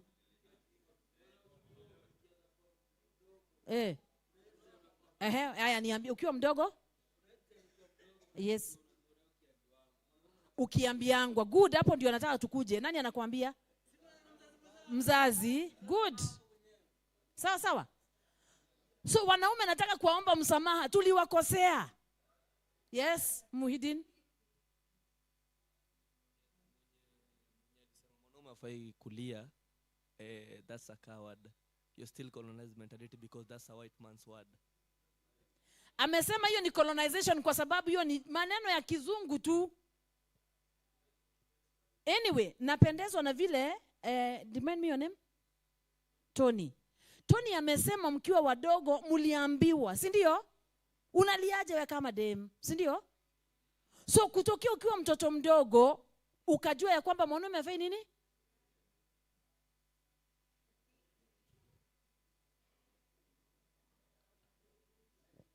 Ni makosa kulia?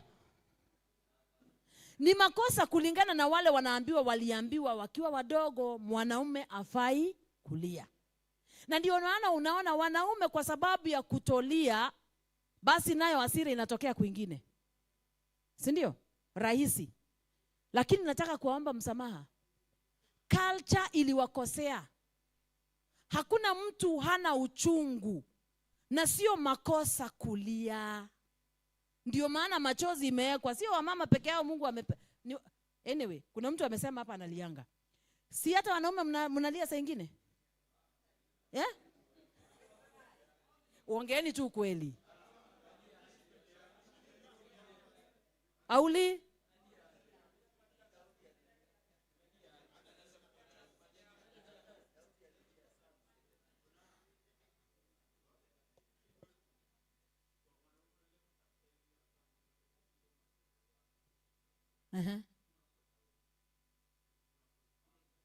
Unasimama hapo.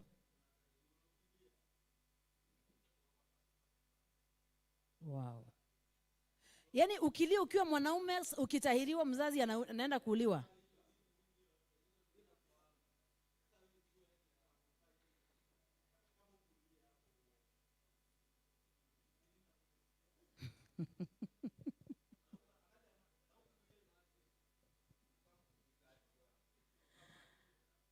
Je, mnafikiria tu kuwakosea kuambia msilie? Yes? Makosa tulifanya. Makosa tulifanya, si ndio? Ukweli usemwe. Kwa sababu emotions ziko and they need to be expressed. Na zisipo expressiwa the right way, then zita expressiwa the wrong way. Kwa sababu sasa hiyo kujangori na una mahali pa kuitolea ni kama sufuria ya pressure. Hiyo pressure isipotoka, hiyo nini ikifunguliwa mara moja inaweza hata choma nyumba. Si ndio? Na Muhidina anatuambia hapa ni colonization of the mind. Ni ukoloni mambo leo. Wanaume kuambiwa msilie. Anyway, sijui kama kuanzia leo niwape ruhusa muanze kulia.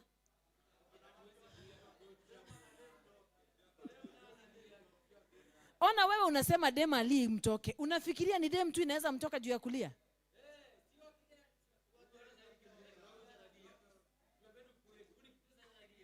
Ndio nasema, unajua ni kwa nini uli Tony? Ni kwa sababu uliambiwa wanaume wafanyangi nini? Hawaliangi. Tuambiane ukweli, kuna mahali tulikosewa kwa kuweza kujiexpress. Ya kwamba mwanaume atavunjwa moyo hapa na hataongea. Anaenda kutei. Right? Si ndio? Sunaenda kutei.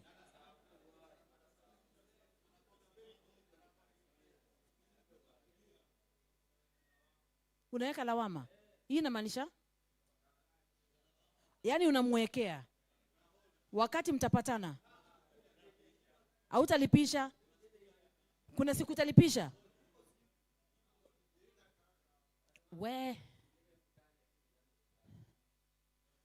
Sasa ukiweka lawama na wakati mtakutana na mtu ufanye kitu mbaya, hasara ni kwa nani? Niulize.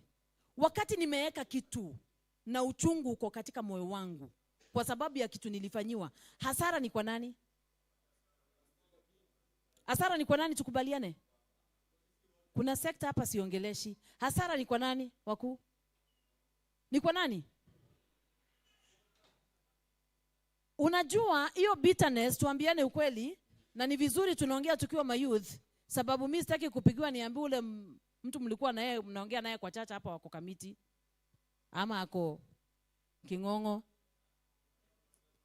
Kwa sababu hiyo hasira isiposhughulikiwa vile inavyofaa itakuumiza. Na imeumiza wengi. Na hiyo lawama tunawekea watu. Je, wajua kuwekea mtu lawama ni kama wewe mwenyewe unamwaga kikombe ya sumu ama sumu kwa kikombe. Mimi mwenyewe naigonga na ikunywa na natarajia mwenzangu akufe. So leo ningeuliza wale ambao tuko na lawama, tafadhali tuko church. Si kuna mtu ameniambia hapa mkuja church muombewe. Tuko church. Na tunamshukuru sana Apostle Waruinge kwa kutupatia nafasi hii kuwa pamoja hapa na kuweza kuongeleshana maneno kama haya. Bitterness ni ugonjwa. Bitterness inaweza hasa sababisha magonjwa mengine kama kansa. Utafiti umefanywa ukasema ya kwamba magonjwa kama kansa inaweza sababishwa na hiyo bitterness, kitu ambacho mtu haachilii. Ulikosewa na mzazi, ukakosewa na ndugu yako, ukakosewa na mtu mwingine kule mtaani na umemwekea. Ningewaomba tu kama kuna mtu ameweka lawama, consider kuiachilia leo. Bitterness can lead you to depression. Umesikia Deno akiongea hapa? Sababu ile mambo amepitia, mtu anakuwa bitter, anakuwa depressed. Ni wangapi mshaendea kutembelea mtu Madhari Hospital? Pale Thika Road. Ni wangapi? Kuwapeleka?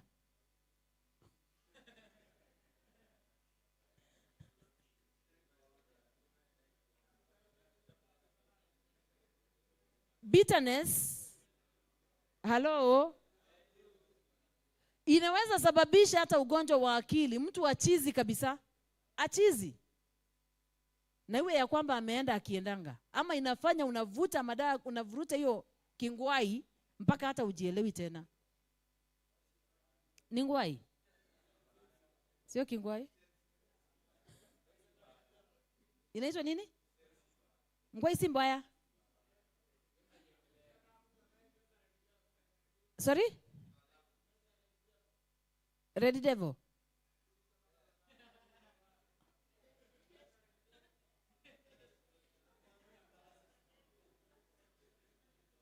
Anyway.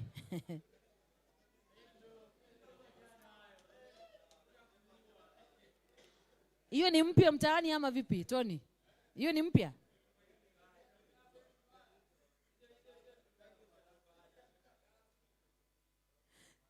Sasa hiyo inatufungulia. Okay, sasa wacha tu nimalizie hapo kwa the hidden self. Ni kile kitu unajua unaweza uko nacho, either kizuri ama kibaya. Kama ni talent ikuze, na ndio maana tuko hapa kuulizana. Ni skill gani hiyo? Ni talent gani hiyo uko nayo? Kwa sababu tunapoendelea training, tutafika mahali pa kuuliza, kugroup watu kuuliza, wewe unaweza fanya nini? Sawa sawa? Ndio tukishajua ni nini unaweza fanya, basi tuone vile tunaweza saidiana. Na napenda vile mnaongea. Wapi Wambo? Kuja Msupa. Nyambu, sorry. Meita Wambo mpaka nimesai.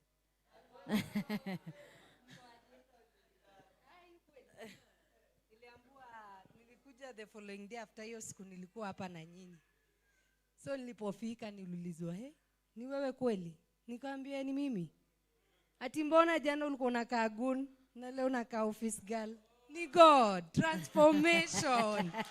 Transformation majama. For as long as unajua umeiget kwa mkono yako, let me tell you one thing, everything changes. Unang'aa. Nikikwambia saa hii sina kitu kwa mfuko, unaweza amini? Huwezi amini. Lakini hiyo grace ndio inafanya na ng'aa, sawa? Na nataka kuona kila mtu in this room aking'aa vile Nyambo anang'aa. Ni God. Nyambo amehangaika. Watu wa area yangu oe. Tuko rada. They know. But this is God. Sawa? Na huu ni mwanzo tu. Sawa?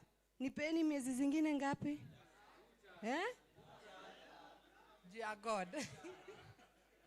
Can we clap for Nyambu? Thank you. Kwa sababu yeye akufungia kile ambacho anajua. Hata kama alikuwa amehangaika katika life na alikuwa anajua niko na certificate, wakati alikuwa ameketi hapa nani angelijua? Second class hapa. Right? Are we together? But today, kwa sababu alijiongea na amejitokeza, that is how she is today. Bwana asifiwe. Na kama vile amesema, ni mwanzo tu. Can we celebrate her? And celebrate God, because actually, that is God. Thank you. Sasa kuna ile ingine tunaita ya 4, kwa sababu kwa wale wanachora ni the unknown. Sorry, Kevin unasema ama sio? Umeongea? Nani ameongea? Okay, sio huku. Ni ile inaitwa the unknown self. The unknown self you don't know and others don't know. Lakini siku na Dano amesema aliomba saja na akatoka. Si Mungu anajua. Ipo siku, si ndio? Sijui na wewe uijui, lakini ipo siku. Mambo yanaweza badilika na ujikute ya kwamba umepata kile kitu ambao hukujua kama uko nayo, ama unaweza ukakipata. And that is my prayer for every one of us. Na nikimalizia session nataka kuuliza swali moja. What do you feel most about yourself? Una feeling aje kujihusu?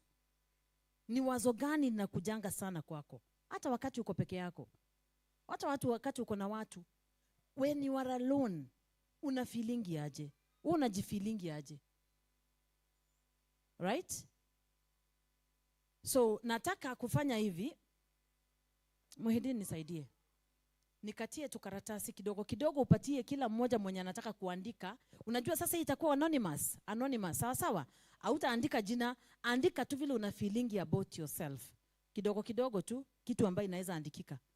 So tuulizane, nataka mtu aandike hapo una feeling aje. Sawa? Na ulikuwa unataka kusawazisha, ulikuwa unataka kuibalance. Bado unataka kubalance? Aha. Akikatanga hiyo karatasi kuja utubalansie, alafu unataka kubalance na rap ama?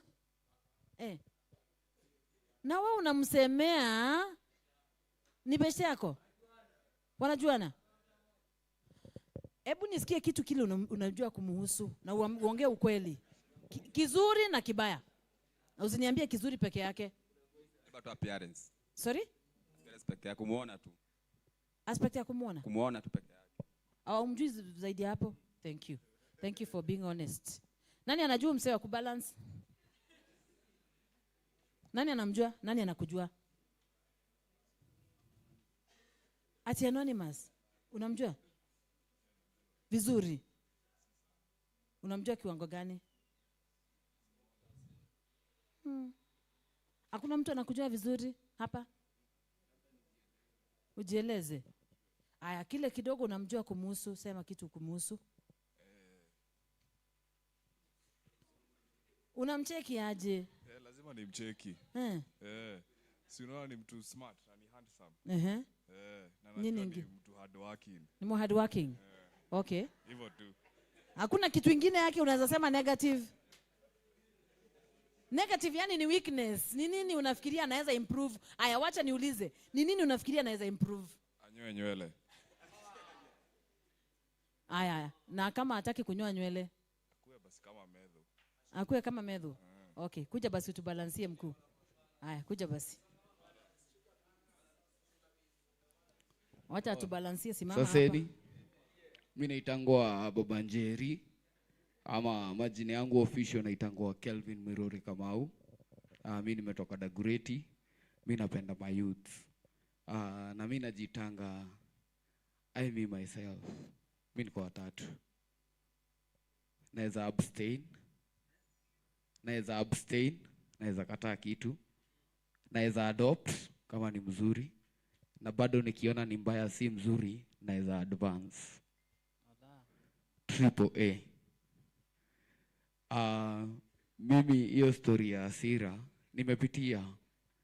Nilienda kuchokoza msia chokozangu.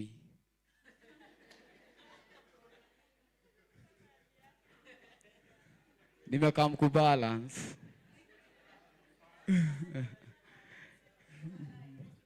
Hiyo siku nao nilijipata hadi niko kwa gazeti. Nilichokozanga MP wa huko kwetu wanajitanga John Kiarie, Dagoretti South. Lakini sikumchokoza. Yaani nilikasirika juu yake juu ya venye aliniambia.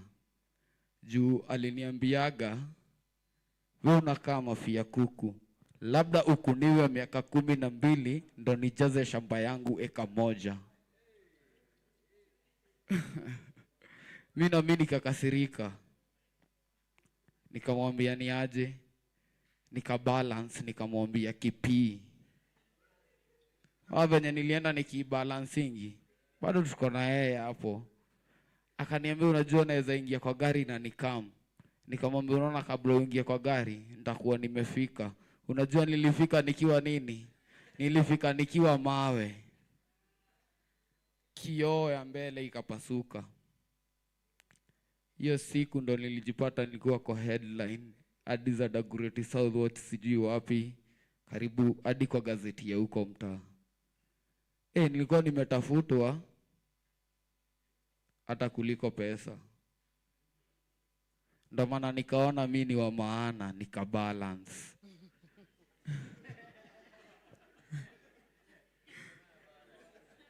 So kutoka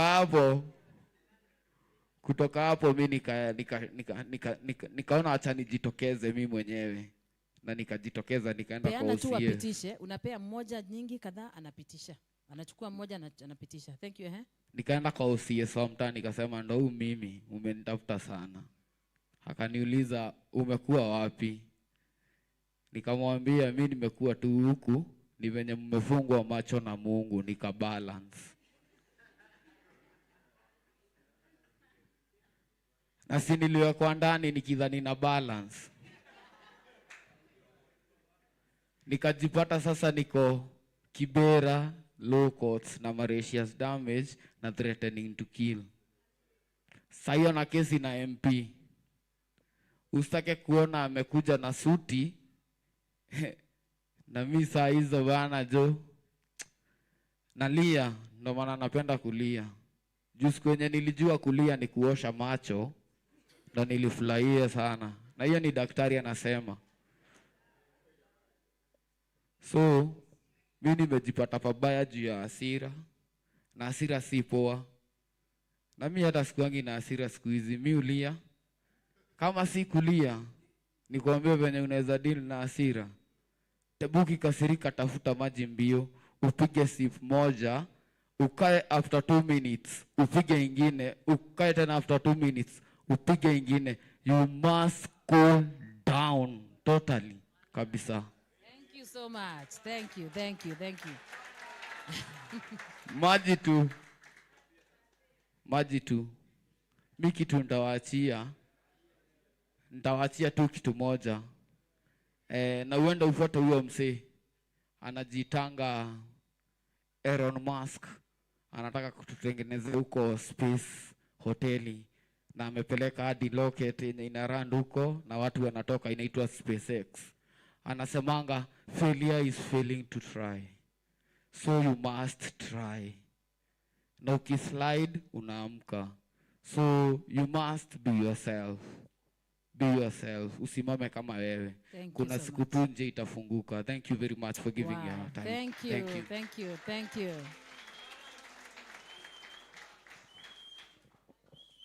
So unasikia ubalance na maji, ubalance na kulia. Kuna mtu amesema kutembea. By the way, those are all ways za kuweza kudeal na emotions. Sawa. Wengine ulala. Mwingine unatafuta tu mtu unaongea na yeye. Right? Kuna njia 4 za kudeal na stress. Kama vile amesema, kuna kuaccept. Ile kitu huwezi change. Kuna vitu huwezi ukachange. Una accept. Zingine una adapt. Zingine unapata alternative. Is this something that naweza pata njia nyingine ya kufanya hivi? Are we together? Yes. So tuandike hiyo what you feel most about yourself. Kile wewe unajisikia aje saa hii? Na hii roho ya mbele sione umepewa. Ziko wapi karatasi? Zimeisha Muhidin? Aya, mwenye ako na more than andika tu sincerely. Unajua sasa hapo hata hakuna mtu anaangalia, hata handwriting sijui ya msee. So andika tu kile kitu una feel. Kuna makaratasi yamebaki huko? Ama zimeisha? Ukiandika unapatia mtu kalamu anaandika. Hata kama ni neno moja tu ama 2.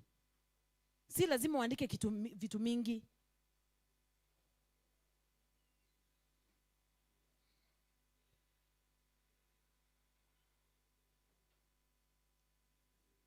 tunapoendelea kuandika,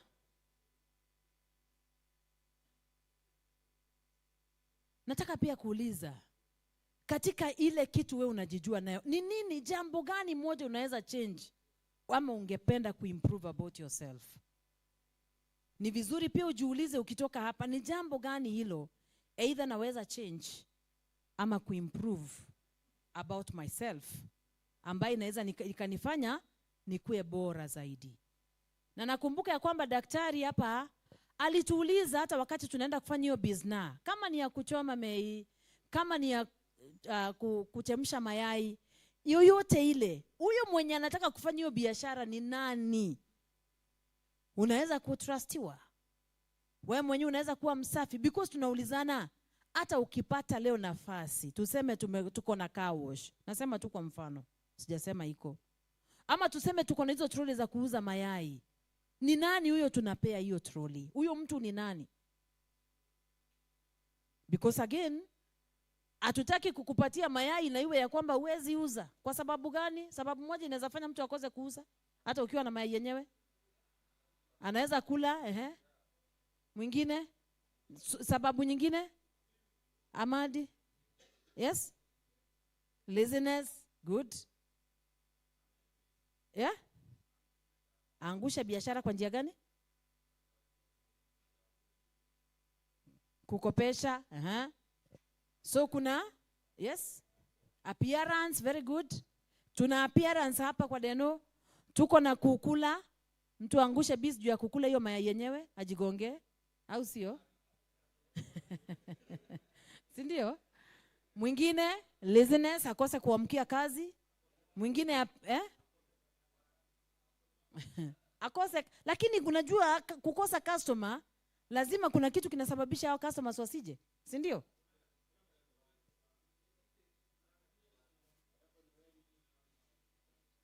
Anaweza kuwa amefungua bisi kama hiyo yako hapo kando. Lakini swali ni, mbona waende kwa huyu na ni ile mayai moja tu ya kuku? Wewe ni wa? So niulize, kama business ni mpya, inaweza fanya watu wakose kukununulia kwa sababu ni mpya? Umesema tuambie sababu yenye inaweza kosa kufanya watu wanunue. Jina? Your name? Helen. Tuambie sababu ya kufanya business. Tumesema unaweza fungua business mpya na watu bado watu wakose kuja kufu. Okay, ni nini inaweza fanya watu wakose kuja kununua? Location. Location, very good. Right? Nani mwingine Kevo? Management. Kiburi. So tunauliza, huyo mwenye anafanya hiyo biashara ni nani? Yes? Wivu. Wivu. Watu watajuaje uko na wivu wa Nyambu? Wao wengine wenye okay, watu. Lakini kwa hii sasa tuna deal na wewe. Unajua sasa uwezi ukachange mtu. Lakini wewe mwenyewe unaweza jichange na ubadilishe watu vile wanavyo kuona, si ndio? So nataka hiyo makaratasi haraka haraka please, ndio tumalize. Nani anataka kutufanyia talent? Talent ama makaratasi? Okay, saidia. Talent, rap, kuimba, spoken word. Sawa, lete. Yes? Sawa. Kuja mkuu, mpe mic. Anapo tuentertain tunapochukua makaratasi. Nyambura, mimi naomba uchukue. Shwari jamaa. Niambie msanii. Shwari. Kwa majina naitwa Ibrahim Ramadhan. Wacha tumsikize tafadhali. Makaratasi hayaongei. Mimi ni mtu wa Coast jamaa. Kwa hiyo kidogo naitwa Ibrahim Ramadhan Abdalla. Ibrahim. Simu msikize basi. Najua watu wa kule Mombasani pole. Haya basi anawaambia msikize. Naitwa Ibrahim Ramadhan Abdalla. Natoka hivyo Coast Kisauni. Mshasikia sana shamba, sio?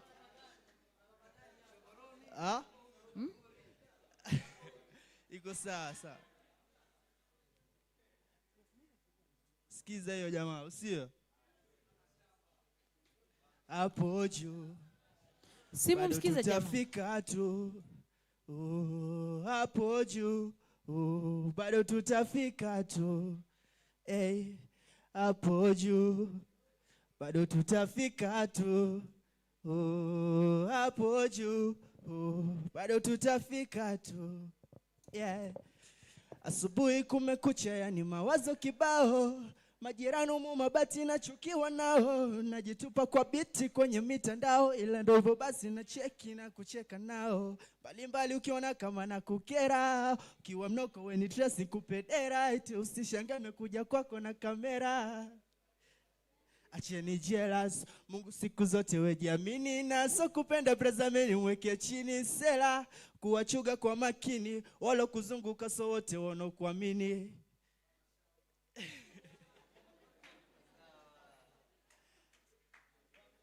Sio?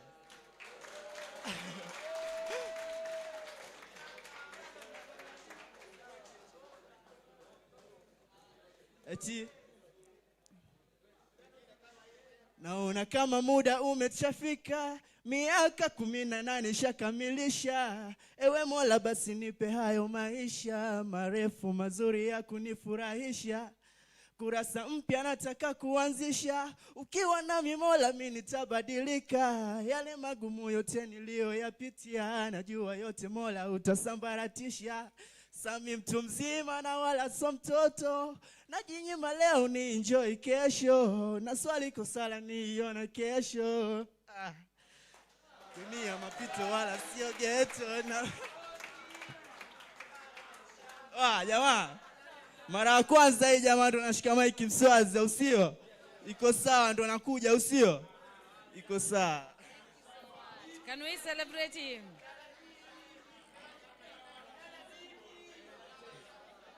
Okay, thank you, thank you, thank you. Sasa tusimame wote. Everyone up, up, up, up.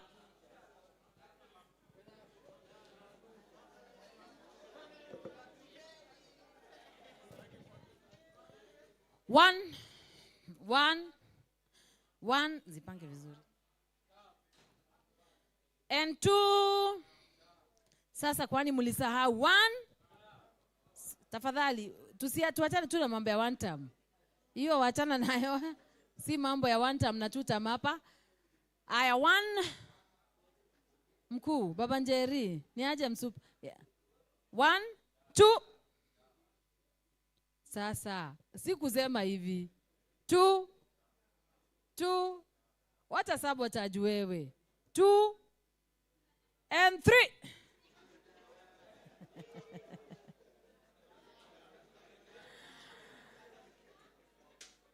Nani anaweza tupatia icebreaker ingine? Sitaki kuwabona hii yangu. Yes? You can, haya kuja. Tupatie icebreaker kidogo ndio tupate break kidogo. Utubalansie, sawa?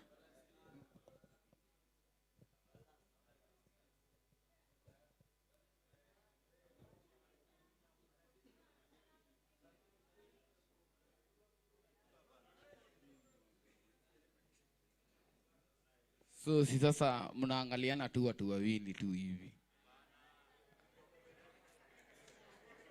Mtu wako mbele yako akuangalie.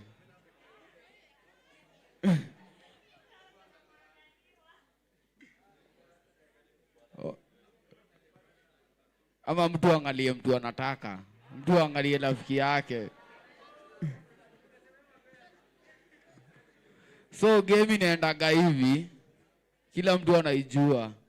Inaitangwa rock paper scissors. So lazima mnacheza mkiwa wawili. Hiyo si ya peke yako, mnacheza mkiwa wawili. For example, kama tucheze na yeye.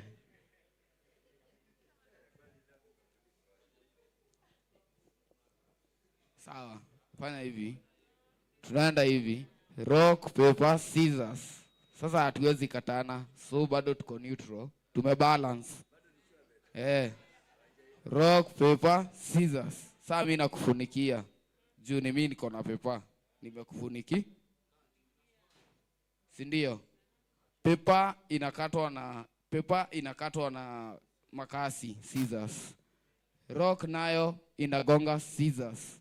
Pepa nayo inafunguka, sema huku na huku kama vile mawimbi.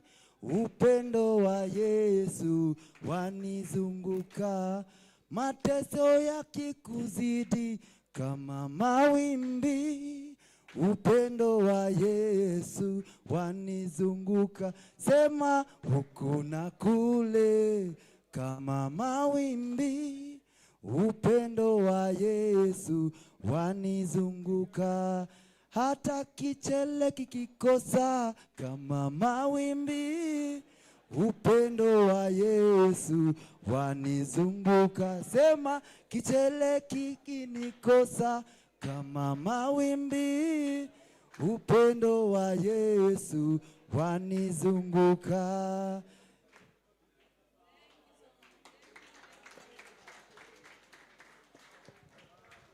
Tunaweza keti kidogo.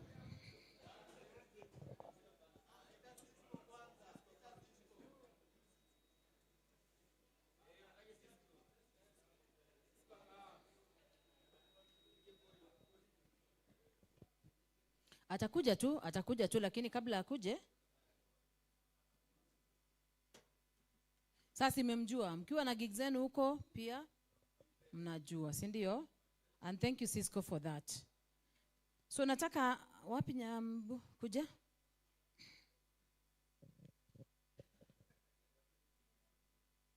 Tasi. Mesikia hapa watu wanaongelea mambo ya ngwai, mambo ya kutei. Kite? Maziwa ndio gani? Ndio kichele. Do. Lakini mimi sasa nataka kuongelea hiyo sasa, hiyo design ya ngwai hiyo. Ngwai ni do? Si ndio kindukulu? Yes. Niulize, ni nini inafanyanga wanarika ama watu waanze kutumia madawa ya kulevya? Ni nini hiyo? Kuna mtu anasema peer pressure, yes. Poverty. Kukaa idle. Your name? Ras. Ni nini? Kupati. Yako ni gani? Ni kuuliza tu, nisemi unatumianga.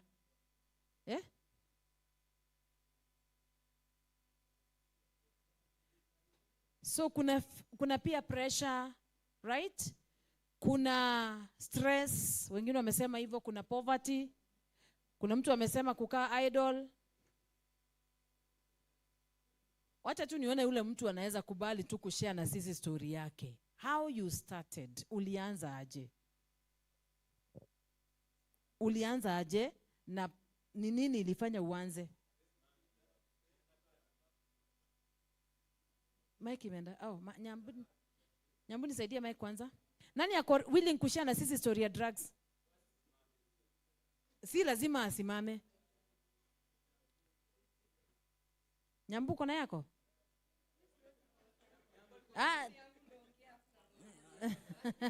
Anasema mtu aanze. Haya, Tony. Haya, sawa. Mmoja tu. Yani mwenye ako willing. Iko sawa Tony, iko sawa. Sawa. Yes.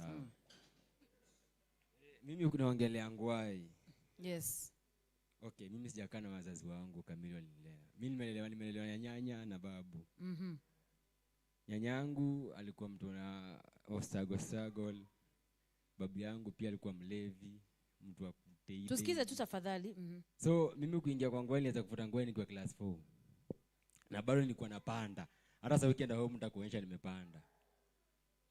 So ni ile design yenye umekuja nyumbani, umesomea au umeambiwa nini. So kuna ile watamani wazazi na uoni. Unasikia tu mzee yako wapi, madhe sijui wako Nairobi, mpotelea huko umuoni. So inabidi ile kutuliza akili yako isiku mambo mingi. Bado pia kwa maana unapata vijana vidogo wadogo wanavuta. Unaona si kitu ni safi tu, pia mnaweza tumia. So unaenda mahali unakaa chini unawasha. Kwanza sasa ni ya kujificha ndani ya mahindi huko juu ukionekana ni vita. So unavuta huko, ukikuja macho ni red, unashangaa unasema unaambia ni mgonjwa, kumbusha vuta bangi. Ukikuja hivyo siku ya kwanza, siku ya pili, siku ya tatu, so ile ishaingia juu, ushazoea. Juu ukivuta unajua bangi, ukivuta puff moja, ukiwa laana utachanganyikiwa. So ni hivyo mimi nianza kuvuta bangi, nikavuta bangi kuanzia class 4 mpaka class 8 2013. Nikimaliza class 8 nilikuwa navuta bangi. Ni ile design ya unaweza pata tumekaa watu 5. Ile miss to me just jaanza, unapata tumekaa watu 5, watu 4 wote wanavuta bangi. Na wanawasha ukiona, unajua wanafanyanga hivi, wanafanyanga hivi. Ukienda kutembelea beshte yako unapata anapalilia bangi na watu wanapalilia mahindi. Wa confused, kwani tunakuanga nini? So ni ile unaanza kuzoea, unapanda. Ukipanda unajaribu. Mada nimeuza bangi. Na bado uko naambiwa bangi ni dawa. So unashindwa ni dawa aje. Unaambiwa sijui uchemshe, ufanye nini. So nini nimesema ni pressure, pia pressure ilikuwa nayo, alafu na stress mingi. Juu sina wazazi, juu mimi niko useless. Unakaa na babu na nyanya, juu nyanya kitoka babu na atawala boma, ni kisirani mbaya. So kukaa kwa boma labda ukukuma vitu, akiongea zake kwa amelewa, pia uko zako mnapatana katikati. Thank you Tony. Yes, mwingine? Nani mwingine alikuwa anataka kushare yake? Yes? Dem? Kuna dem ndio tubalance. Tumebalansiwa pale. Mkuu, Kashmani. Si ufanyie tafadhali pale nje. Yes? Dem ako? Nani anataka? Okay. Aseni? Poa. Situmii sahi, lakini mine was curiosity. Kujua mbona nini like mbona mnanikataza nisikunywe? Mbona mnaniambia pombe si poa? Like you have to try ndo ujue hiki kitu ni mbaya, ndo uache kutumia. Like mimi acha niseme nimejaribu na mingi. Sema unakunywa leo unasema hata si tamu, sitaki kunywa tena. Sasa my curiosity has been satisfied. Ile tu unataka tu kusatisfy curiosity, ujue mbona hivyo tu. Okay. So sasa unakunywa? No. Ulisikia si tamu ukaacha? Ingekuwa tamu ungeendelea? Anaambiwa angeongeza sukari. Okay, nani mwingine anataka kushare story yake? Yes. So tumepata pia pressure, mtu ambaye pia Tony ametuambia story yake ya wazazi. Na by the way ile mambo tunashare hapa mkuu ni yetu tu hapa, sawa? Usipeleke kule nje ukaambia kumbe uko hivi. Yeah. Ni ajeni? Poa. Mimi naitwa Odo. Na nataka tukue real. Juu addiction ni real. Alafu mimi nataka kuongelelea tei sana. Mimi sijaiona mtu amevutwa mboka juu ya ngwai. Umenipata? Addiction ya tei sema ni kitu yenye imekubalikana na gava. Ngwai unajua ni illegal. Sana unapostia bado kwa za addiction ilianza juu ya break up. Unakula moto usiku unageuka kwa kita, hata usingize nabaki unapiga kitu watu waambiane ukweli. Mimi sina mingi sana ya kusema. Thank you. Remind me the name? Oto? Jina? Odongo. Odo. Sawa. Nyambu unataka kutuambia kitu? Guys, hata mimi niko na kastori kangu, hata kama si kadogo na si kakubwa. Niongee nisiongee? So, mimi yangu ilikuja na pressure za life. Sawa? Ukiniangalia hivi, nakakuwa na watu wangapi? Imagine. Hao tu wenye niko nao. Uko na watoi? Mulikatiana na buda watoi? Hasupport watoi? You get? Umechop, upati mboka, wale watu wanakuzunguka all they can do best ni kukuongea vibaya. Imagine hadi ukipita unasikia ukisengenywa na uko hapo like unasikia literally. You get? Unasikia ukiambiwa hey, kama hii ndio university mtoto wangu atasoma. Unapata? Frustrations za life. Tusipointiane fingers ati juu ule anafanya na ule afanyi. Sawa? Kwa sababu hujui reason ya mtu ya kufanya Kenya anafanya. Well, si mzuri first of all inadhuru afya yako. Secondly, iko na consequences zenye saa zingine hata uzifurahi. Sasa ikipita mahali senye unapita ndo unasikia wewe ndo unaongea talk of town, mlevi wa area ama mvuvu tangwai. Una get? Si picha poa. Lakini tusijajiane. We are here to help one another. Are we together? Tuko hapa tuokoreani. Labda kuna kenye mimi najua wewe hujui, na hata kama nimefika hapo penye nimefika sijui kila kitu. Kuna kitu naweza niambia mimi sijui. Mnanipata?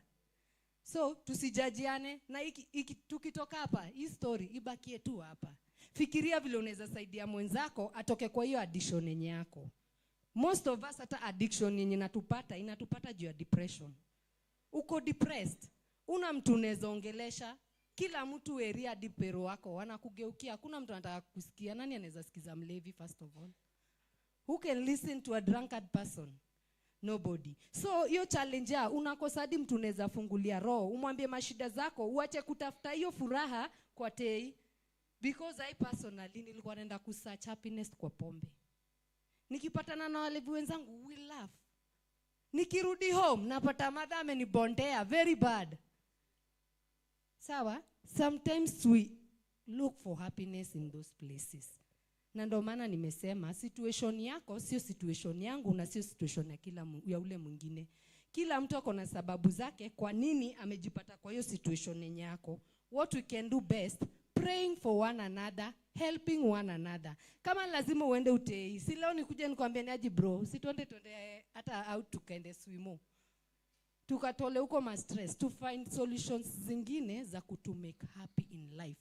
Na the best thing that one can do right now, kama uko kwa hiyo addiction, number 1, accept yourself. Kubali mimi ni mlevi. Sawa? The moment utajikubali wewe ni mlevi, hiyo ndio healing step yako ya kwanza. Juu sasa utajiuliza okay mimi ni mlevi, what will I do niachane na hiyo ulevi. Sawa? Thank you Nyambu. Thank you. Can we appreciate her?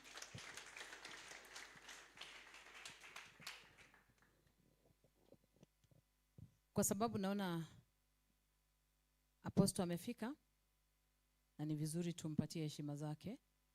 Kile kitu ningependa kutaja tu kuhusu ulevi ama addiction yoyote.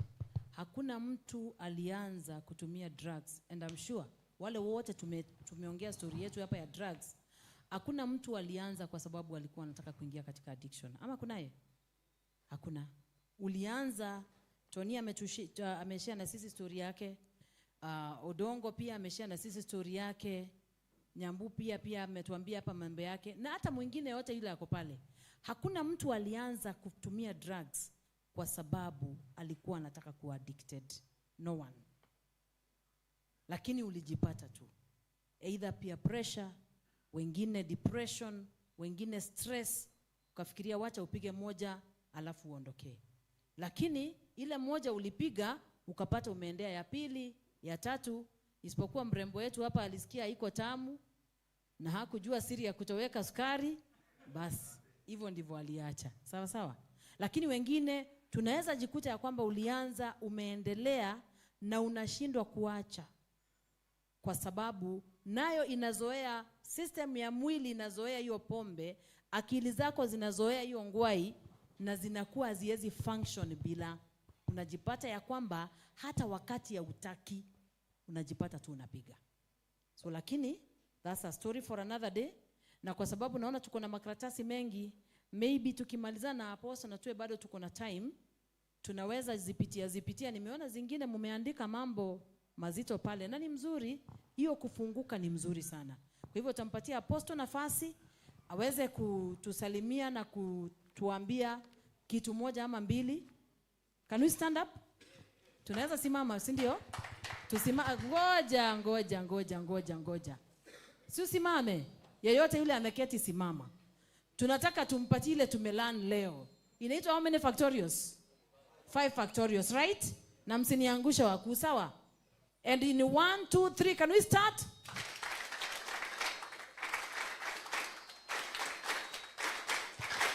Good. Thank you Apostle, karibu sana. Tushukuru kwanza, tuombe. Baba, tunakushukuru, nasema ni asante kwa upendo wako, asante kwa neema yako, asante kwa kutupatia kibali kingine tukakutana na watoto hawa na sisi tukaweza kufika mahali hapa kwa ajili ya utukufu wako.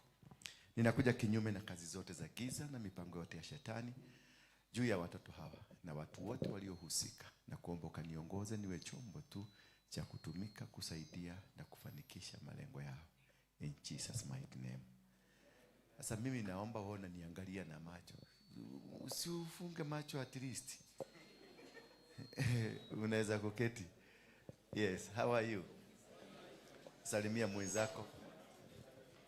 Salimia mwenzako, mwambie karibu. Kuja ukae hapa. Nani alikuwa amekaa hapa? Kuna mtu? Kuja ukae hapa. Nasema kuja ukae hapa. Nawe kuja kaa hapa. Si ndio? Hivyo. Mnajipanga, sio kushinda mkipangwa. Ama namna gani? Yeah? Yeah.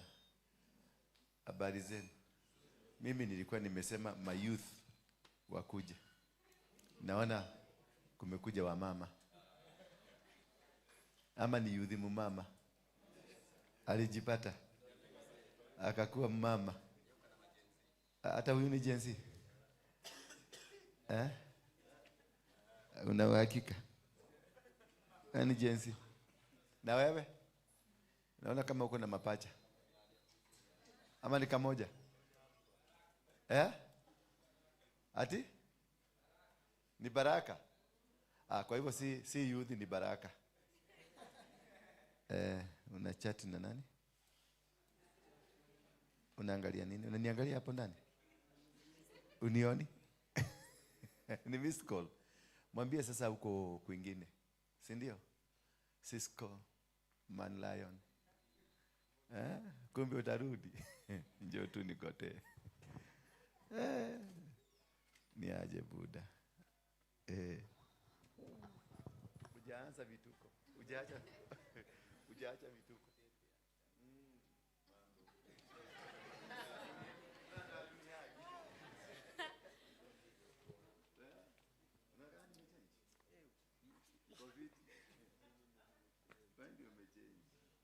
Nasikia ulioa.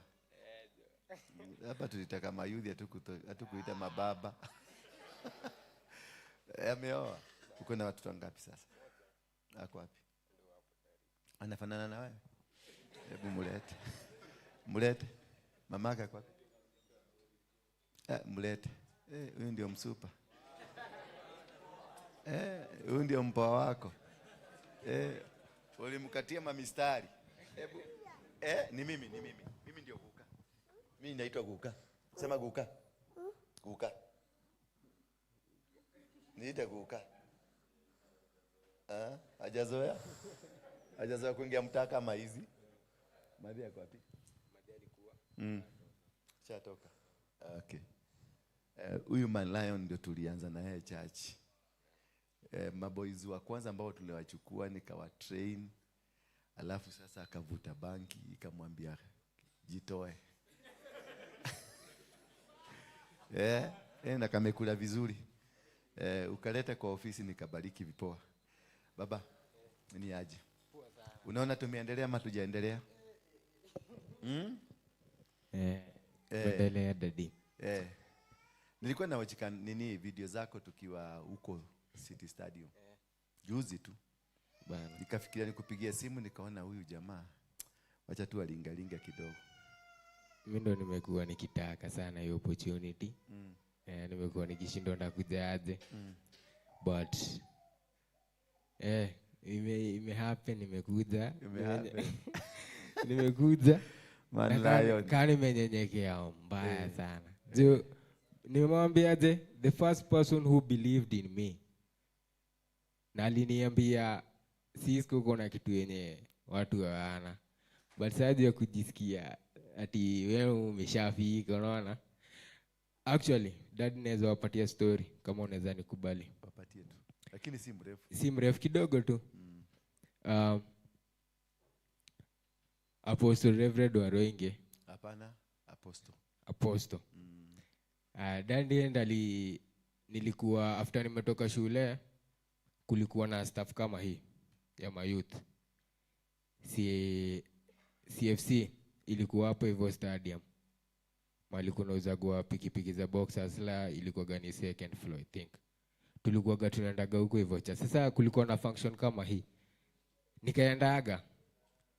Venye nyinyi mmekaa kama newcomer venye kuna newcomer amekaa hapa hivyo ndo nilikaa mingi the first time nilimuona.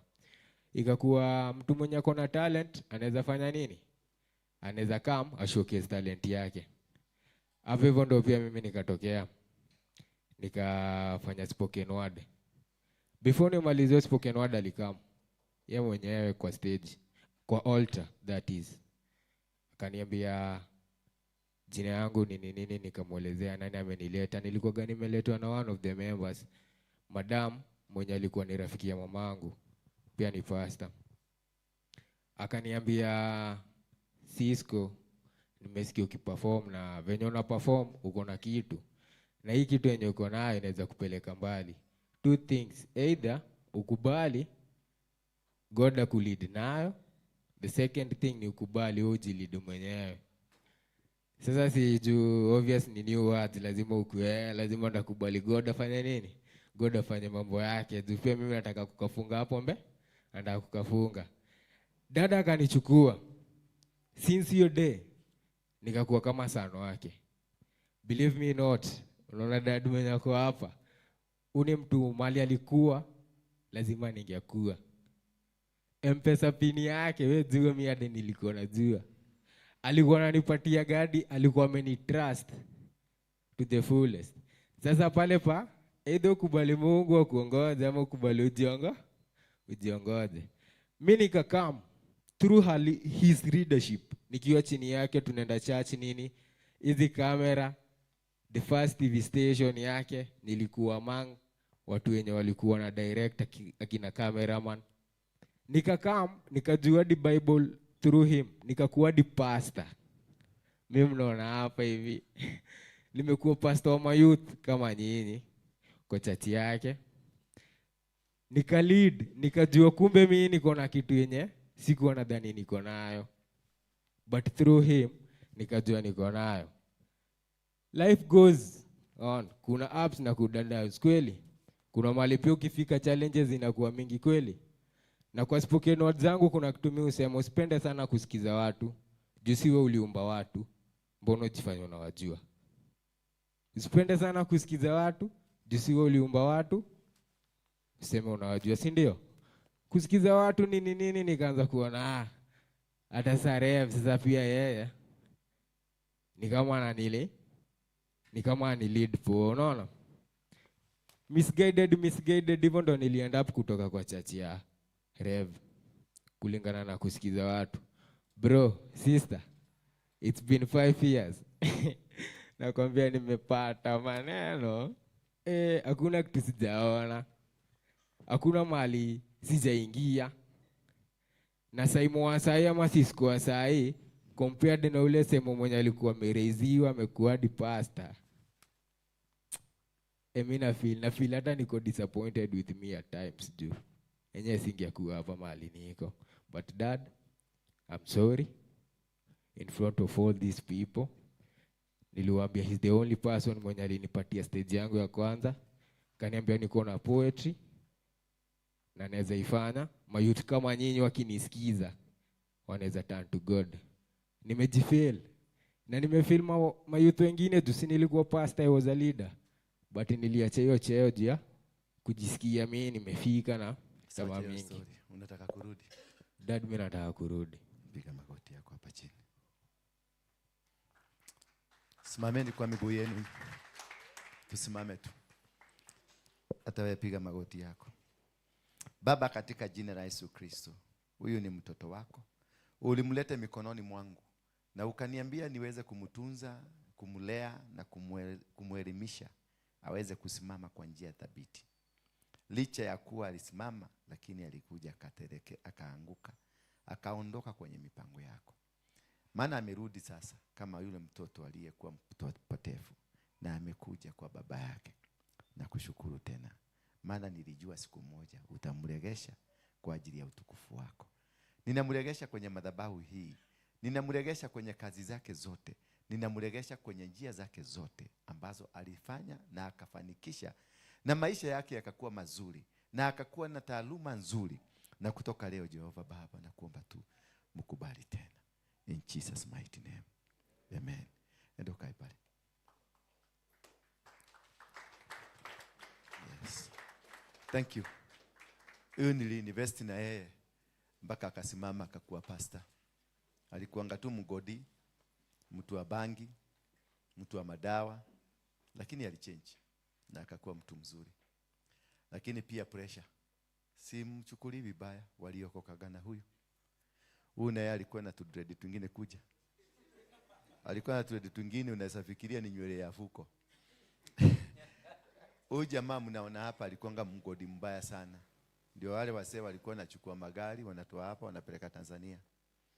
Huyu msee ukimwona hivi alikuwa anakuongelesha lugha nyingine, unasarenda kia gari bila kuulizwa. Alikuwa anabeba bunduki 3. Huyu jamaa anaweza kutolea AK hivi akitoanishe yote, aioshe kama amefunga macho tena irudishe tena. This kaboy unaona hapa. Lakini pia pressure. Huyo ni nani mko naye? Ni ya sister. Blood sister. Ama ni sister wa Kikristo? Sister wa Kikristo. Tunakuelewa. Toa hiyo kofia ama utoke nje. Sister wa Kikristo. Bwana asifiwe. Amen. Hallelujah. Sister wa Kikristo. Anaitwa Buju. Buju nani? Si Buju Ranking. Hiyo ingine ilikuwa inaitwa Buju Banton. Ranking. Alikuwa Buju Ranking. Yani kivyake, maisha yake kivyake. Pia huyu nilimlea mpaka hadi nikamnunulia mashini. Hebu leta hiyo mashini ya kuosha. Nataka nikuonyeshe ukumbafu. Na hiyo ukumbafu ndio nataka tutoe leo. Bwana asifiwe sana. Huyu alikuwa na rani kampani yangu ya kutengeneza viti. Unaona hizi kiti kama ile ni yeye alitengeneza. Ile cheo unaikumbuka? Ile ni yeye alitengeneza. Nilimfundisha mpaka kutengeneza viti. Lakini sasa ubang'a, banki, nini, vitu hizo. Unaona sasa? Sio venye mnajitupanga. Chali alikuwa amesimama mpaka na kwa pastor. Suti yake ya kwanza. Suti. Nilimnunulia 30k, suti ya 30k. Bado unakuanga nayo? Hii mashini nilinunulia Buju. Afanye job nayo huyu. Na zingine zile za kuosha, kila kitu ya kufanya job huyu hapa unamwona. Ama ni naongea uongo? True. Akachukuliwa na demu mwingine hapo. Wa huko ni ule wa baba dogo. Kutoka siku hiyo akakuwa chizi. Kutoka siku hiyo jamaa akakuwa chizi. Alichukuliwa tu na demu niliwakupata wamekaa pale. Unakumbuka siku ile pale nje? Mkimwa. Mkizikurana. Jamaa imagine. Hii mashini na mashini zingine za kuosha na nikamtafutia job. Wewe tokeni nje kidogo. Toka kidogo. Simameni hapo nje. Nitasema muigie. Na kusigia mtu mwingine, simameni hapo nje. Simameni hapo nje. Cha kuniletea. Mimi si pastor, mimi ni generali. Sasa nasikia huyu boy unaona mashini ya kuzunguka hivi kiosha ya 100k. Hii ni 200k. Jamaa si hata wa kabila yangu, ni mkao. Lakini ni mchukua kama mtoto wangu. Nikamwambia wacha wizi. Wizi lipi? Njoo nikusaidie. Njoo tufanye kazi pamoja. Nikamtafutia mpaka job kwa makampuni za kwenda kuosha. Jamaa tu alikuwa na kasimu kengine hapa ni TikTok. Kuna demu mwingine alikuanga wa Eldoret. Ule alikuwa amekuharibu kichwa. Sasa anashindanga kiangalia TikTok hiyo demu. kutoka asubuhi mpaka jioni. Cheki sasa, hizi vitu ndizo huharibu, ndizo spoil an opportunity given to you by God. It was an opportunity. Sasa angalia venye unakaa, ukai kama mtu amesoma, ukai kama mtu ameokoka, ukai hata sister yule mko na yeye sister pale. Sister, Bwana Yesu asifiwe sana. Hebu come sister, come sister. Sister in Christ. Hii anakaa sister in crime, lakini sawa tu. Sasa mambo inaendeleaje? How is your brother? Is good. Anafanyanga nini your brother? Kutafuta tu. Mnaendanga kutafuta wapi? Wewe unaendanga shughuli gani? Wewe shughuli yako ni gani? Bado hujapata. Lakini wewe ndio upiga shughuli. Kila mtu na Yeye upiga shughuli, si ndio?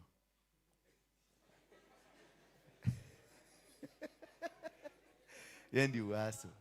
Sawa tu, asanteni. Buju. Na nilikwambia ukuja kwa ofisi. Huku kuja. Nikakuwa busy. Ulijiuliza ni kwa nini nilikuwa busy? So tumfanye uje huyu.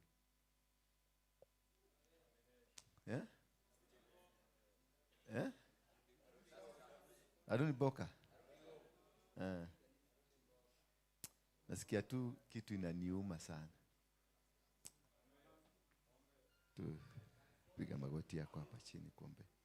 Father, in the mighty name of Jesus Christ, I thank you and I give you glory. As I receive this son back to the sanctuary, to your kingdom, to the altar, may you bless him, may you guide him, may you make him become that which you wanted him to be, in Jesus' mighty name. Edo kae pale, kana mwezako. Sasa ni mtu mwingine mgani angetaka kuokoka? Nataka kuombea wokovu kwanza. Ungetaka Mungu akupatie uregesho. Tuongee sasa kama umeokoka. Are you here? You want to receive Jesus? Just stand up. Just stand up. Ungetaka kupokea Yesu akuwe mwokozi wa maisha yako. Simameni mwenye nataka tu. Just stand up. There is a reason nimeanza hivyo. Kuna reason because you can see there is favor. Kuna kitu Mungu anataka kufanya. Simama tu. Usijali, usiogope, usiangalie mtu mwenzako mko karibu na yeye. Don't worry about them. They cannot affect your life. You are alone in this world. Uko peke yako. Madawa unakunywa peke yako. Banki unakunywa peke yako. Mahaso ni peke yako. Sikusema muongee. Nimesema sijasema muongee. Mtu asimame kivyake. Mtu asimame kivyake. Simama tu. Just simama. Make that decision. Fanya maamuzi hayo leo.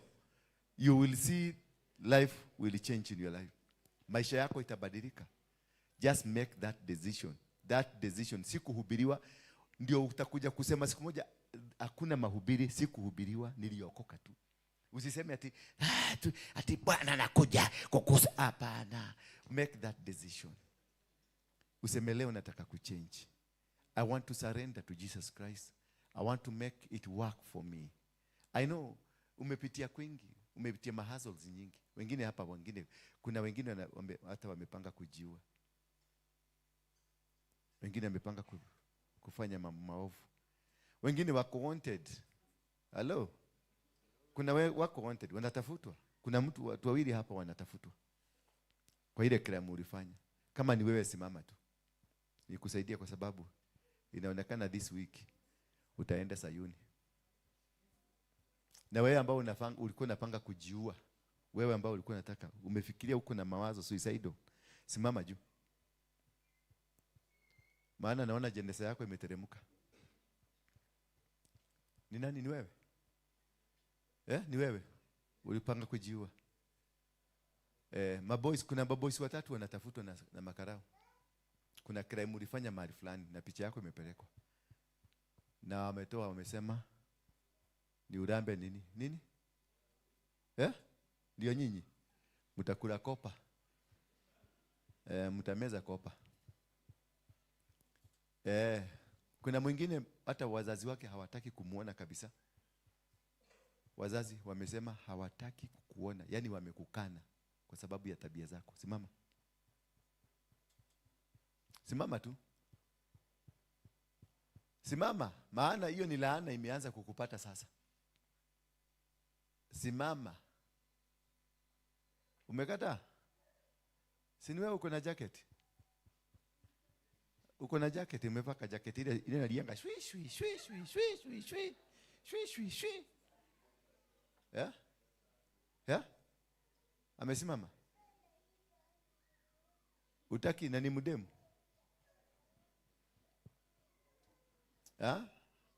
Na ni mdemu. Na ako kwa hii line. Simama kama ni wewe. Ama nikuchukue, nikuinue. Simama kama ni wewe. Wacha kuangalia nyuma, ni wewe. Yeah? Ni nani hapa? Wewe uko na kitambaa.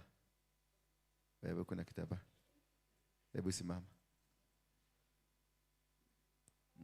Unaona kama ni wewe? Unaona kama ni wewe? Sirudi. Kama si wewe unaweza kaa chini, na kama ni wewe usimame. Sawa.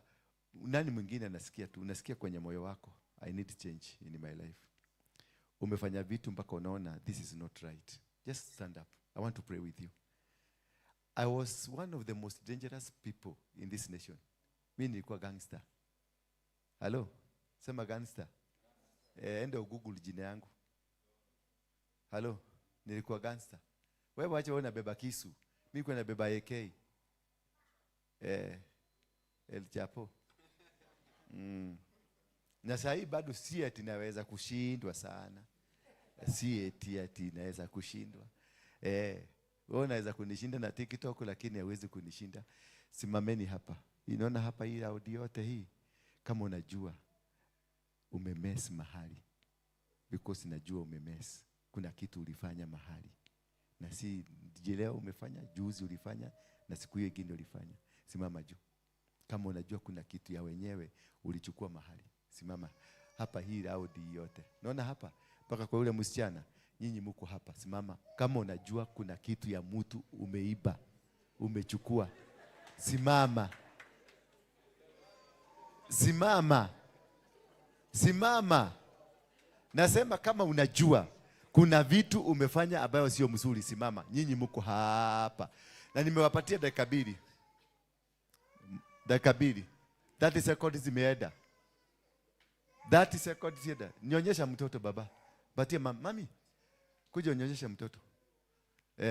Bado nangojea. Simameni. Simama kama unajua wewe ni mwizi, wewe ni pickpocket, na wewe ile mambo unafanyanga sio mzuri. Simama. Hamusimami? Hamusimami? Wewe. Mbona unaniangalia na macho ya mwizi? Simama. Wewe si mtu mzuri. Hata wewe simama. Hata wewe simama. Hata huyo. Hata wewe simama. Hii nyinyi wote, wewe acha kuniangalia na macho na unajiona macho yako inakuseti. Simama. Si unaona hiyo group yote? Sasa hii group yote mnataka kuniambia hawa ni watu wazuri? Kivyao. Ni watu wazuri kivyao. Ni watoto wa Mungu, si ndio? Ni watoto wa Mungu. Bwana Yesu asifiwe sana. Mungetaka niwaombe? Mungetaka niwaombe? Mungetaka niwaombe? Basi kujeni hapa mbele. Kujeni. Wale wote wamesimama, kujeni hapa mbele. Kuja hapa. Sasa weka nini? Hii shati igie huko ndani vizuri. Ni mshipi? Siombe huyu akupatie mshipi. Kujeni msimame hapa. Simama tu hapo, si hapa hivi. Yes. Uko mahali hapo na bado you think you need Jesus in your life. Niangalieni. Niangalieni tu. Msipate zaidi ya hapo. Ninawaogopa kidogo. Kujeni tu hapa. Sogeni. Wengine warudi pale nyuma. Yes. Thank you. If you are still there and you feel that you need Jesus, you need salvation, you need Jesus to come into your life. Uko mahali hapo tu. This is a chance that God has given you. a chance for your liberation, a chance for your change, a chance for you to become that which God wanted you to be. You are not what you are today. Hivyo sivyo Mungu alikuwa anataka ukae. Kuna mpango mzuri Mungu alikuwa nao. Mimi nilikuanga chokora. But when God came to my life, He's changed my life. Nilikuanga mwizi. Nilikuanga pickpocket. Nilibeba mafi na mkono. Nikitishia raia. But He changed me. Bwana Yesu asifiwe sana. I want Him. Ataingia kwenye maisha yako na leo itabadilika. I'm still feeling. Kuna kitu kinaniambia kuna watu kama 5 wako pale, anajaribu kuinuka, miguu imekuwa mzito, yani unasikia kijoto kingine kimekuingia, ni kama nothing, there's something that is not happening to you right now. If you're that person, unasikia kijoto unajaribu kuinuka, mtu mwingine anakuambia usiamuke, si unakumbuka kale kadiru, simama tu. God has a plan for you. Just stand up. Stand up. Simama, ni wewe na ngojea. Because God, kuna kitu Mungu anataka kufanya na wewe. Kuna baraka fulani imeachiliwa kwa sababu yako. Kuna mlango fulani Mungu ameufungua because of you. Just stand up. I want to be a blessing to your life. Cisco alikuwa kama wewe. Mbuju alikuwa kama wewe. But when they came, their life changed. It's only bado na wao walijirudisha kule. Lakini God will renew the covenant that He had with you. Just rise up, please. Na kungojea. Kuja tu. Kuna wengine 3. I hear in the spirit. I hear in the spirit kuna 3. Unasikia mpaka kiti imekuwa moto. Hebu guza na hapa nyuma kwako usikie kama kiti yako ni moto. Guza tu hapa nyuma yako. Kuja tu. Nasikia kuna wajamaa wawili wako kwenye age ya 25, 28 there. Kuna wajamaa wengine wawili na mmoja amevaa t-shirt. Anasikia mpaka ameshikwa na wasiwasi, anatetemeka. Unaona ni kama there is something bad is about to happen to you. Can you stand up? Wewe uko na t-shirt. Ako na t-shirt hivi. Yeah? At the last born. Yeah, yes. Kuna mwingine pia. Kuna mwingine ako na t-shirt. Yeah? Ako na t-shirt. Amuka tu. Na jana jioni kuna mahali huyo mtu wako na t-shirt. Jana jioni kuna mahali mtaani kule wanaishi. Ulipita mahali alafu ikakuwa kuna kitu ingetokea mbaya kwako. Ile unaweza karibu mpigane na mtu, mkajibishana na mtu. Kuna mahali tu ulifanya mkabishana tu na mtu, karibu ikuwe fight. Simama, uko na t-shirt, umevaa t-shirt. Ako wapi? Yes, kuja. Tunaona huyu sasa, huyu si angeonga mtu. Huyu angeua mtu. Si ulikuwa karibu kuua mtu? Angeua mtu. Kuna jamaa mwingine yako hapa. Is a man.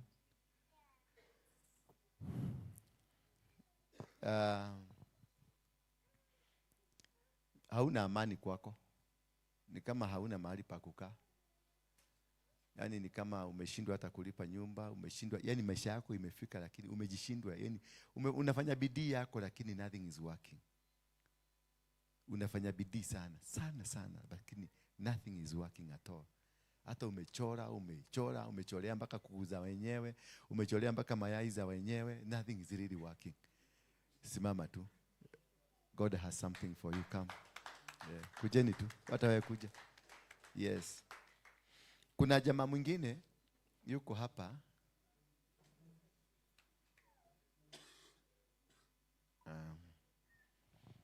Kuna jamaa mwingine yuko hapa. Sijui ni mliulizana nini na anti zako. Unachukiwa. Hawakupendi hata kidogo. Simama tu. Hawakupendwi hata kidogo. Umejaribu kujipendekeza, nothing is working. Because wanakuonanga wewe, wakikuona tu wanajionanga mwizi, wanananga jambazi. Uko wapi? Niwe naongojea. Wewe ndio unafunga hii. Kuja tu. Maana ni kitu ulirushiwa. Ni wachawi walikurusia, waganga. Ulirushiwa. One of your family member anakuanga mtu wa Illuminati. Sasa alikurudisha because uko na talent, uko na kitu uko ndani yako, is a big talent, something so powerful. Na hiyo ndio walitarget wakiharibu kutoka kwako. That is why maisha yako ni kama imeenda segemnege. Simama. Simama nikufungua kwa hiyo mnyororo. Yes. Thank you. God bless you. Sasa tuinue. Wewe unaitwa nani? Karo. Kwenu ni wapi Karo? Wewe ni Mumeru? Kuriata? Ikwea mno. Yes mami. Bado maisha yanakupelekaje? Sasa nataka tu relax. Relax. Wacha kukuwa na tension. Just relax. There is a promise I want us to make with God today.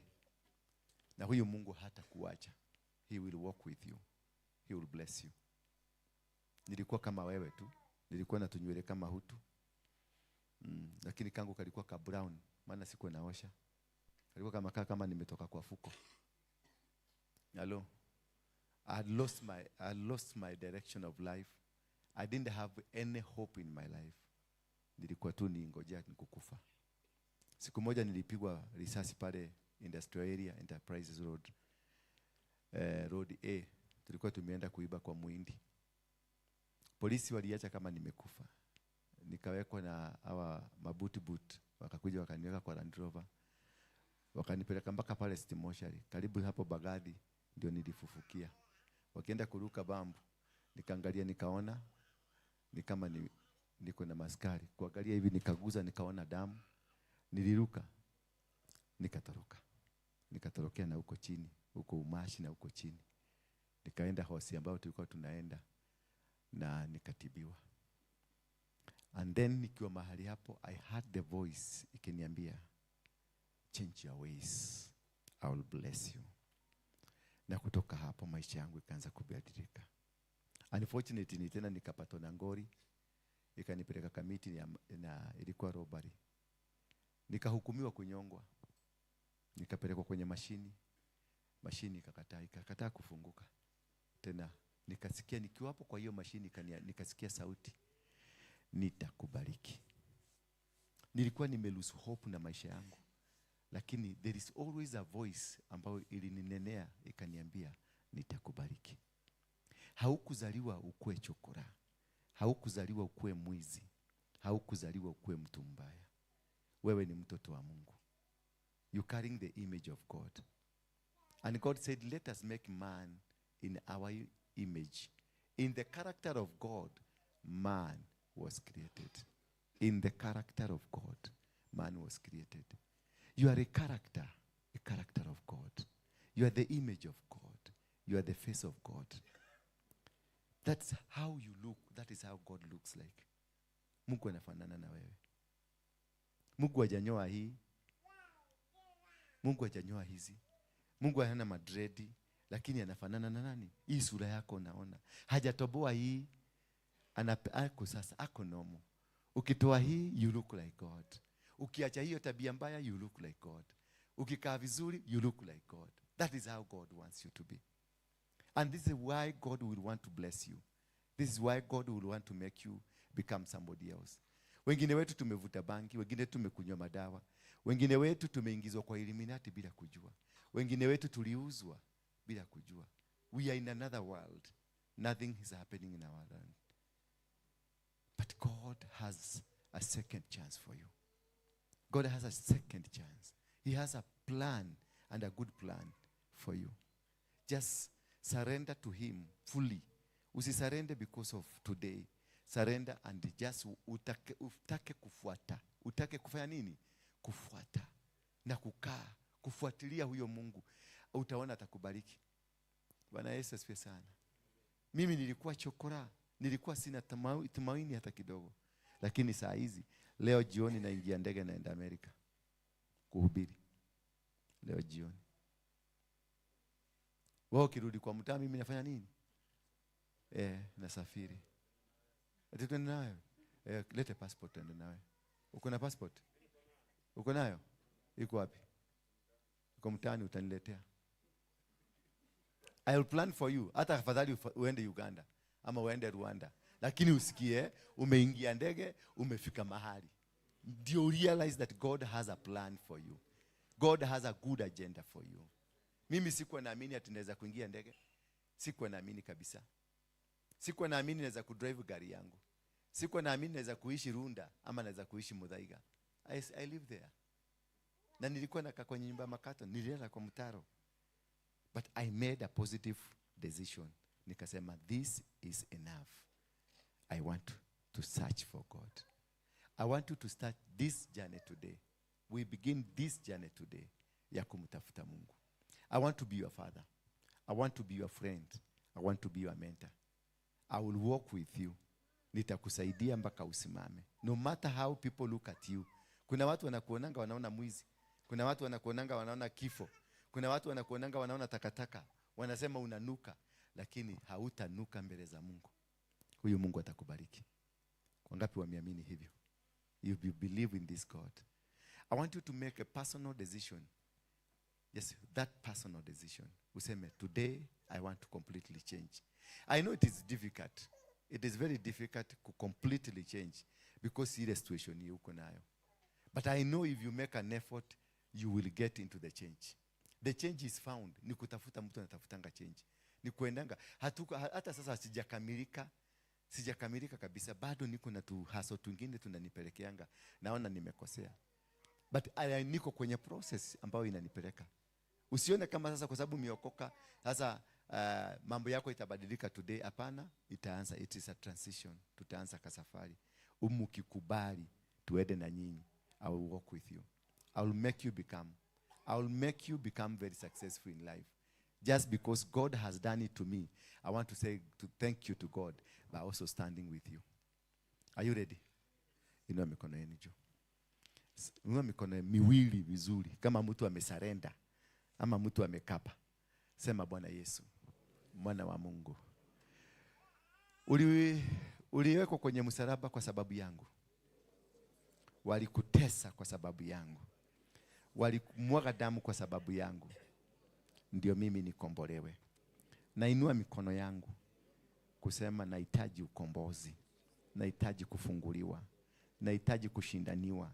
Nahitaji kuinuliwa tena. Sema, shetani hauna mamlaka kwangu tena. Wachawi, waganga, warogi, Illuminati hamuna uwezo kwangu tena. Mimi ni mtoto wa Mungu. Sema amen. Imagine umeokoka. It was that simple. That simple. Wacha nikuombee sasa. Baba, katika jina la Yesu Kristo nakushukuru na kuabudu, nasema ni asante.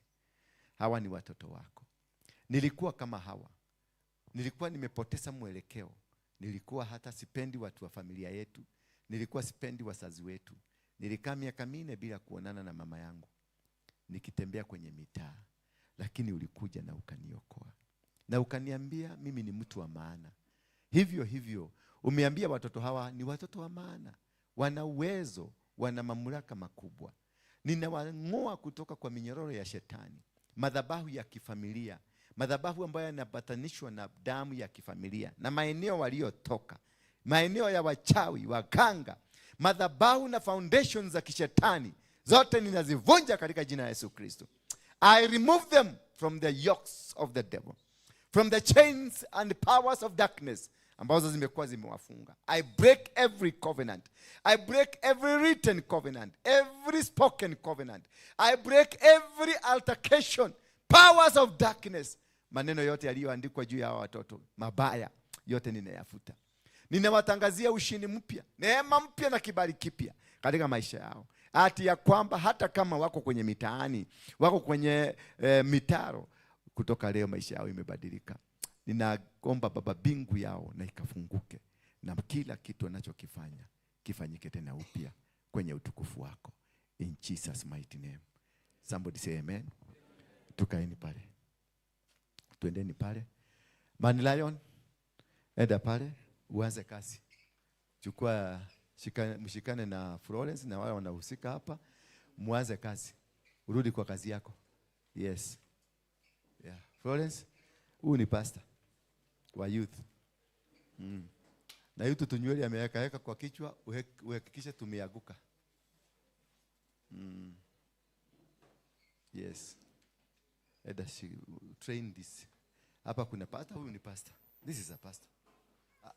Si ulikuwa umeokoka? Leo na zamani? Okay. This is a man of God. Huyu ni mtu ako na anointing kubwa sana. Anahitaji msaada, anahitaji kuishikiliwa tu kidogo. Anahitaji tu kushikiliwa kidogo. Maana ni uchawi wa kwa familia za kwao. Even this lion. Huyu jamaa unaona hapa. Huyu ni mtu mkubwa sana katika ulimwengu wa kiroho. Ni mtu aliyebarikiwa. Lakini sasa hizi manywele zake zinamdanganyaka, zinamwambiaga yeye akae kwa hii direction. Mungu akusaidie ujielewe. Na kutoka leo I'm going to walk with you. Na ukae karibu na mimi. Every Sunday unakuja kanisani. Muwe mkikuja kanisani. Si ndio? Muwe mkikuja wapi? Kanisani. Huyu wa ng'ombe simama. Ako wapi nani mwingine? Na yule na Man Lion. Muhakikishe hawa watu tumewatunza, tumewasaidia. Ile kitu ungetaka tukusaidie nayo ukuje useme, lakini tutakupeleka through a lesson. Utaenda class kwanza. Umeelewa? Tunaelewa? Tuko na class. Tuko na class. Last time niliuliza wale watu ambao wangetaka kufanya money market. Walikuwa wangapi? Watu wa money market, simameni tuone, simameni. Hamukukuja nyote? Yeah? Forex ndio so bado the same thing. I want to train you. Mlijiandikisha? Okay, sawa. Kama mlijiandikisha sawa. I want to train according to cluster. I want to cluster you according to what you are good at. Niwatafutie good teacher, you be trained, then I will finance you. Are you getting me? Kama ni hawa watu wa Forex, I'll train you how to do it, then we'll start that business together in my company, then I'll finance you. Is that okay? Kama uko na talent fulani, unaweza kuwa wewe ni mtu wa kutengeneza vitu za mbao, vitu za chuma, you are qualified for something that you know it is in you. Sio ile ya kusomea, that thing that is in you. Ile kitu iko ndani yako. Hiyo kitu ndio nataka tuitumie, tuitengeneze mpaka usimame. Kama wewe ni wa kushona manywele, we help you to do that. Kama wewe ni mtu unajua kuchora kitu, wangapi wanajua kuchora? Anaweza kunichora ni mimi. Nani? Yes. Na kuna mwingine? Unaweza nichora? Nikupatie material unichore? Sawa. Na wewe? Unaweza nichora? Nikupatie material unichore? Sawa, nitakupatia leo. Ukifaulu ya leo, kesho unapata financing ya ufanya kazi na nitai support mpaka isimame. So I want to walk with you in this journey of salvation. I know you've been either to be gone to church, ukakuwa disappointed because of 1, 2, 3. Because they never told you. Kuingia kwa Yesu si kumaanisha maisha yako imebadilika siku hiyo. Ni safari unaanza. Bwana Yesu asifiwe sana. Kuna watu wanaweza kufanya hii kazi kama hii ya interior. Unakuanga unatakanga kuwa kufanya interior. Whatever the course, uhakikishe before you leave here, uandikishe jina yako na uandikishe what you will want to do. Next time sasa utaitwa, utapigiwa simu on Thursday kukuja hapa, utakuja kulingana na course yako ile unataka kufundishwa. Ndio ni engage teachers ambao watakuja siku hiyo next week to have teachers that will come and teach you. Hatakuwa na microphone, kikundi moja itakaa pale, kikundi kingine ikae pale, kikundi kingine ikae pale, muanze basic trainings so that we can be able to move forward. Kuna yule kijana ambaye tulipata kazi, alikuja ama ako job? Kuna one of you mwenye tulikuwa na ako Safaricom saizi, analipwa salary ya 200k. Alikuwa hapa Thursday. Umesomea nini wewe? Engineer? Yes. Nimefanya higher diploma. Diploma? Higher diploma. What are you doing in engineering? What kind of engineering? Road design. Road design? Yes. Okay. Road design. Utanipatia makaratasi yako nikujoin na kampuni moja. Sawa, asante. Kwa Ministry of Works. Yes. That's how simple it is. I just do, atafanya recommendation, atachukuliwa because of me. Si unaona? Me who was a chokora. Me who was what? A chokora. I can make a recommendation, Ruto akuone. I can make a recommendation, Wakashagu akuone. Bwana Yesu asifiwe sana. Huyo jamaa nilipigia Degwa wa Safaricom nikamwambia kuna kijana na kutumia. Yes. Na akapokelewa. Degwa. Hebu pigia Degwa. Pigia Degwa na ndivyo unachitaka kwa TikTok ukimupatia pesa na hawezi kusikiliza. Ushaishika bunduki wewe? Una uhakika? Ushaiona bunduki? Inakaanga aje?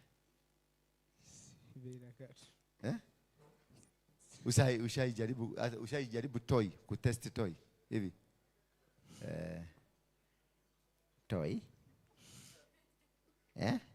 Toy. Alishika toy. So let us change. Tubadilishe, we get out of crime, we start a move. How many are ready for this move? You are ready for this move? So make sure you register. Make sure utapatiwa form, ujaze kila kitu. We begin from there. So from next Thursday, mutakuwa mnaitwa kulingana cluster, and then we'll start a class. Then after maybe 2 or 3 Thursdays, you'll be given a certificate. Participate in this training. Sasa wewe utoke tukupeleke kazi, tulete group ingine na we train. Then we continue moving. Number 2. It will be so proud, nitasikia vizuri sana nikikuona hapa Sunday kwa Sunday service, because you also need spiritual what? Spiritual guidance. We need spiritual teaching. Just kuja Sunday. Umesikia kuniangalia ati Sunday sasa na ndio napigaga haso. Haso utawachana nayo. Nitafurahia sana kukuona. Because I need also to start a program, a spiritual program.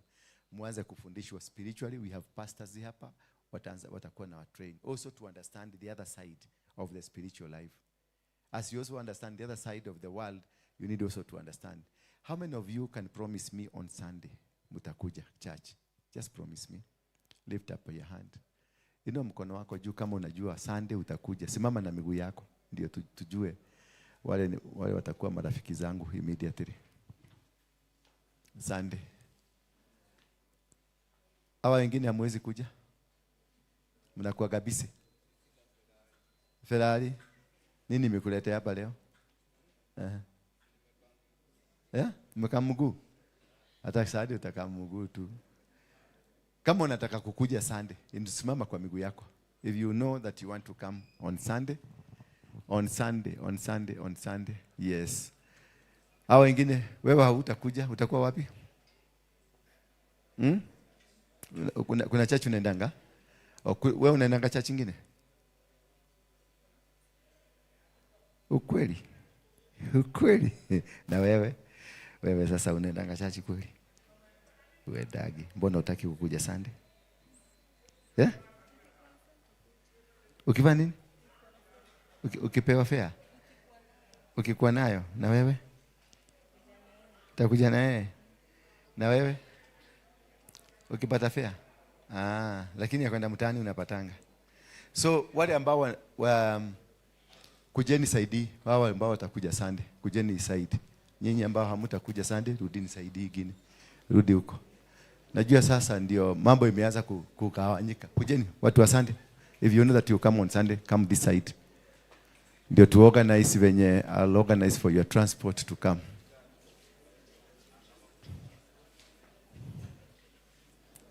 Anaitwa nani? Kuja huko. Watu wote wa Sunday. Wewe toka hapo wewe. Huyo ako na jaketi ya white. Simumwambie tu, mtoe hapo. Alikuja kulala. Darona? Okay. Akae tu, mwache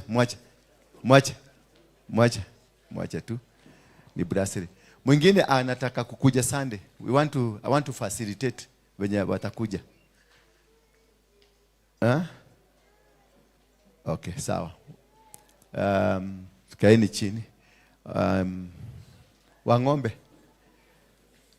Hii squad na ile squad make sure wamepangika vizuri.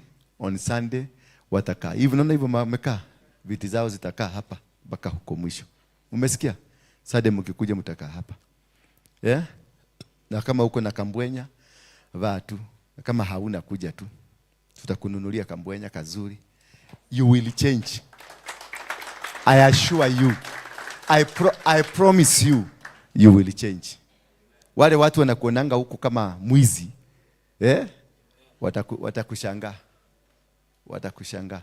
And for you ambao mnaenda kanisa zingine, I want to pray that God will bless you mkiwa kanisani kule, and also mweke maanani sana neno la Mungu. Just volunteer, just do as possible, make it work to seek God. Make it work.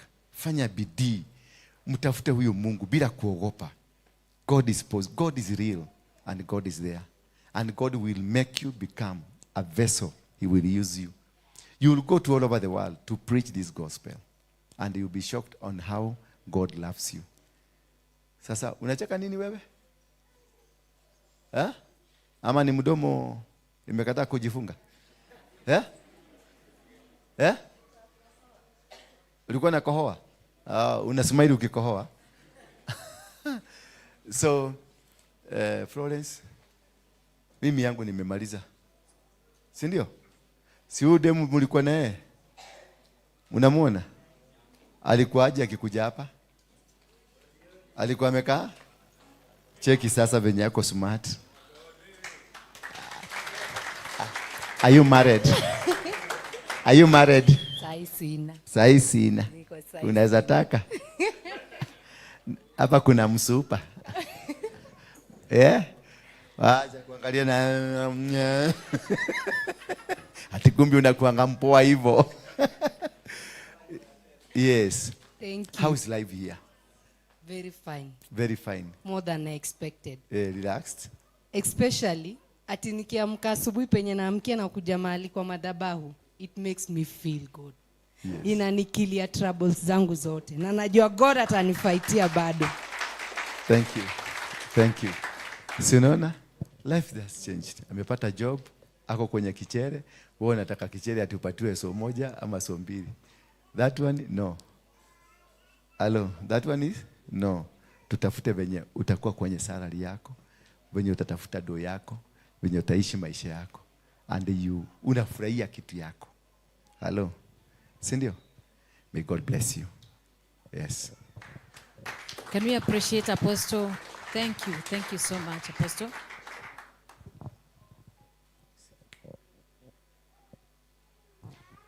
Kidogo dakika moja, wale ambao walikuwa watajoin Sunday, naomba ukae pale mtu ajiandikishe, na kama uko na WhatsApp, kama uko na WhatsApp unaandika hapo, tutakuandika kwa group so that you can follow up. Itakuwa ni vizuri, tutaongea baadaye huyu akimaliza yake. Thank you. So kama unataka kujiandikisha mambo ya Sunday, ulize mnataka kujiandikisha hapo, hiyo kan group code hapo, andika jina na namba. Thank you.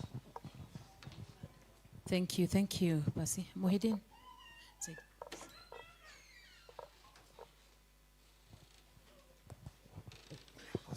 So tunaendelea vizuri. We are just about to tutawa release too shortly. Tunataka ku at least tuwapea tu ka refreshment kidogo. And naomba hii.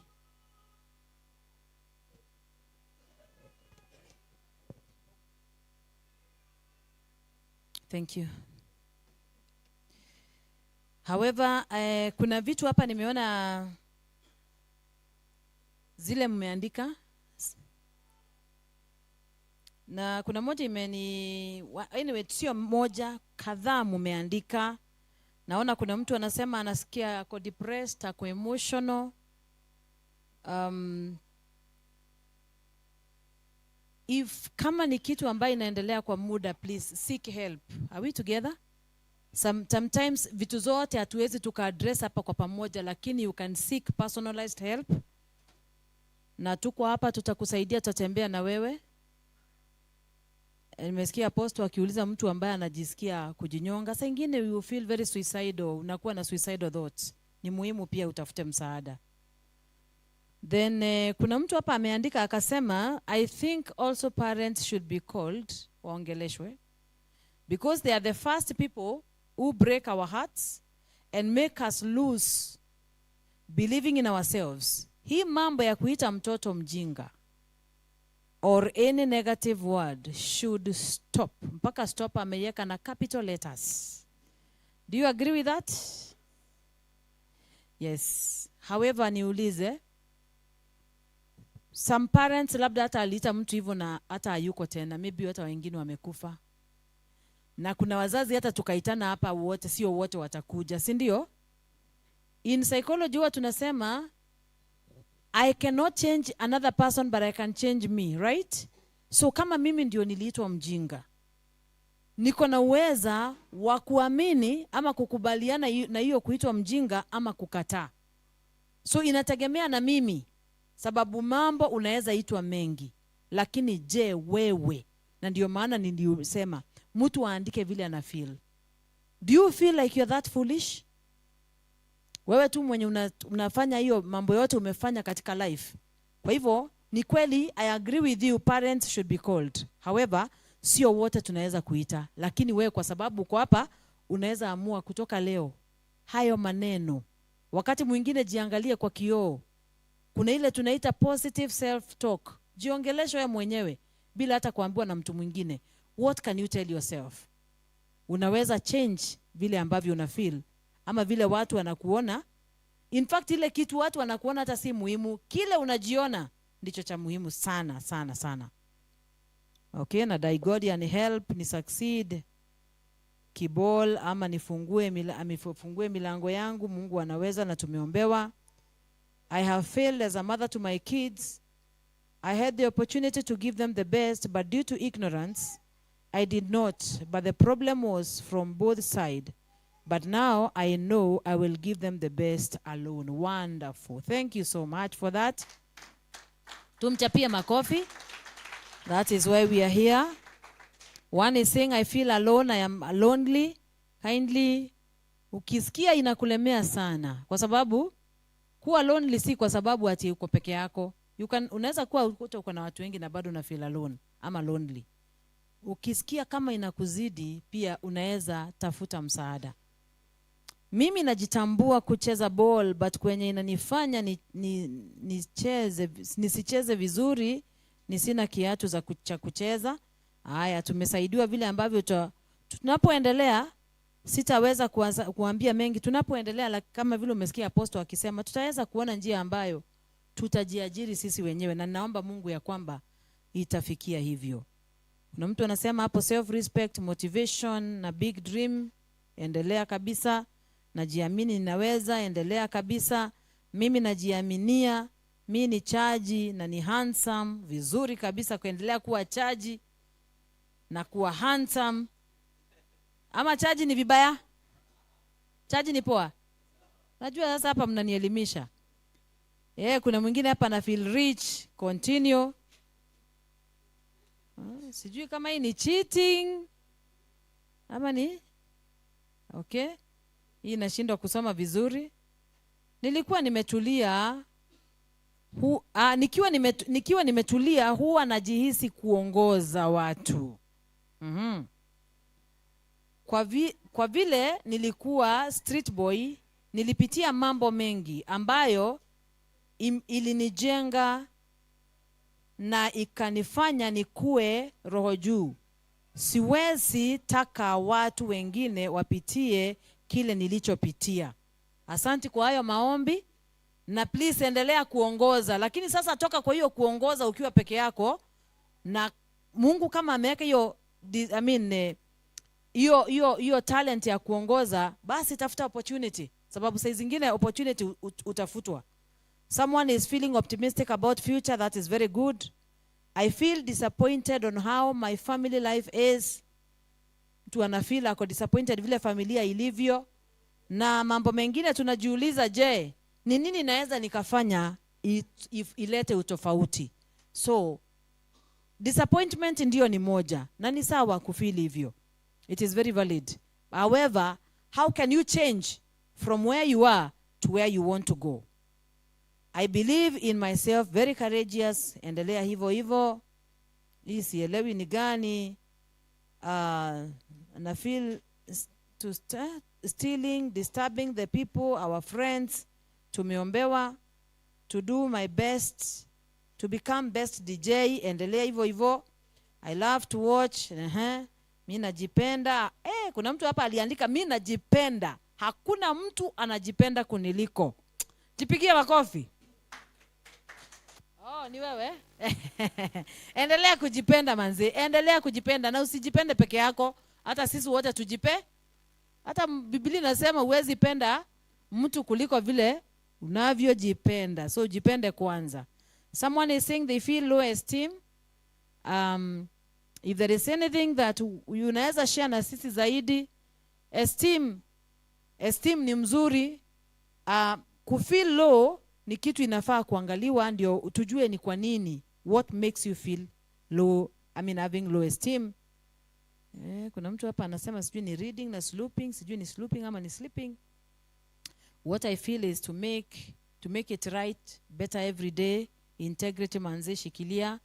God is great. I feel doors should widen. Na uendelea kuconnect. Endelea hapo hapo.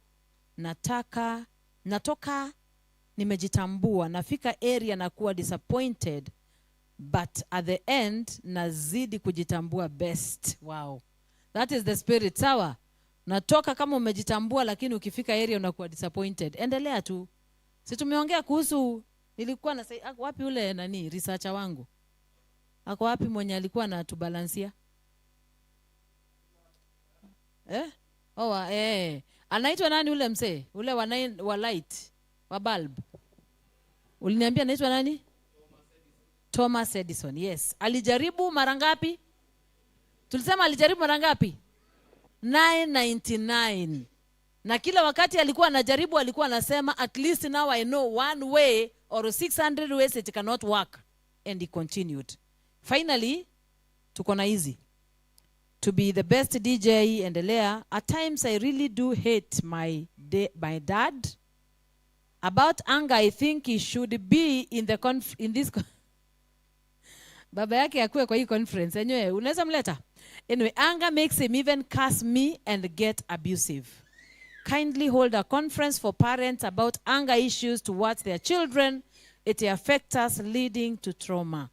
Wow, that is very good. Na tutafanya hivyo, tutajaribu tuone kama wazazi pia watakuja ndio tuweze kuongea na wao. Anger kills, anger leads to destruction. And you know, the choices you make have consequences. And some decision making is influenced by how we feel. Tutakuja kujifunza mambo ya behavior and how behavior happens. Kindly, Peter, if you could lock the door, thank you.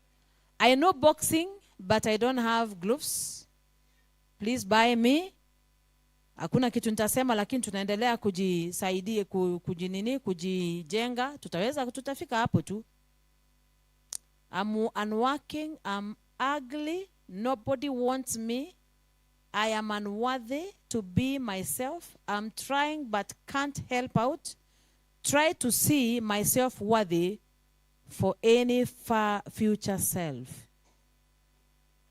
Kama ni wewe uliandika hii na maybe ungependa msaada zaidi, unaweza niona baada ya hii. Sio lazima uniambie uliandika, lakini unaweza ona tuone vile ambavyo takusaidia. Because you know, when someone feels unworthy na anasema nobody wants him or her, ni kumaanisha huyu ni mtu ambaye ako na we don't just wake up feeling. Yani hatuamkangi na kuanza kufeel unworthy. Hapana. Lazima kuna kasafari tumetembea kenye kana inform your unworthiness yenye tuna feel.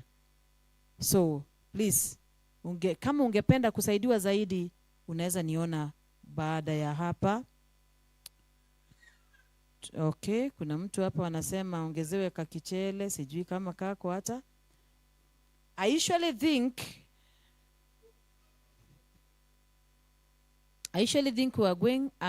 where I'm going to get a job and help my mother with most of the responsibility because she has done a lot for me, though I have failed her most of the time. Tuanze na wewe, probably what can you do different that can change the situation? It starts with you and then now iende kwa mtu mwingine. Uwezi ukasaidia mtu mwingine mpaka ujisaidie kwanza. So jisaidie kwanza, tujue hizo disappointments zinatokea wapi and what can be done. Okay? Too afraid to fail, this is what they feel. Too afraid to be confident enough to succeed, too lazy to get out of your comfort zone and put yourself out there. I think umejibu. So get out of your comfort zone. I feel blessed. Hallelujah. I feel like I can do anything if I'm given the opportunity at any chance, as long as I can be able to change my life, the life of my family. I see myself as a very smart person. Continue. Because it begins here. Are we together? Inaanzanga wapi? Hapa. Ukipigana vita ushinde hapa kwa akili, utashinda mahali pengine popote. Lakini ukishindiwa hapa, hapo ndio inafika. So see yourself what you'd want people to see you. Wakati mwingine wanapenda kuuliza watu, ungepewa chance leo ya kuandika eulogy yako, utaandika aje? Yaani imagine watu wako kwa mazishi yako. Ungependa nini isomwe? Because that is the life that gazeti. Mazuri, si ndio? Hayo mazuri ndio tunafaa kuwakia saa hii. Because tukikufa hatutaweza kufanyia, si ni kweli? What I feel most about myself, strong and determined. I am a go-getter. I don't give up easily. No matter the situation, I'm the best parent on this planet. Hey, my babies are lucky to have me. We, chapia huyo makofi. Watoto wake, they are so lucky to have that person as a parent. I have a talent, but the resources ndio shida. Thank you, because you know where the problem is. I want to be smart. I want God to bless me with what I don't have. Amen.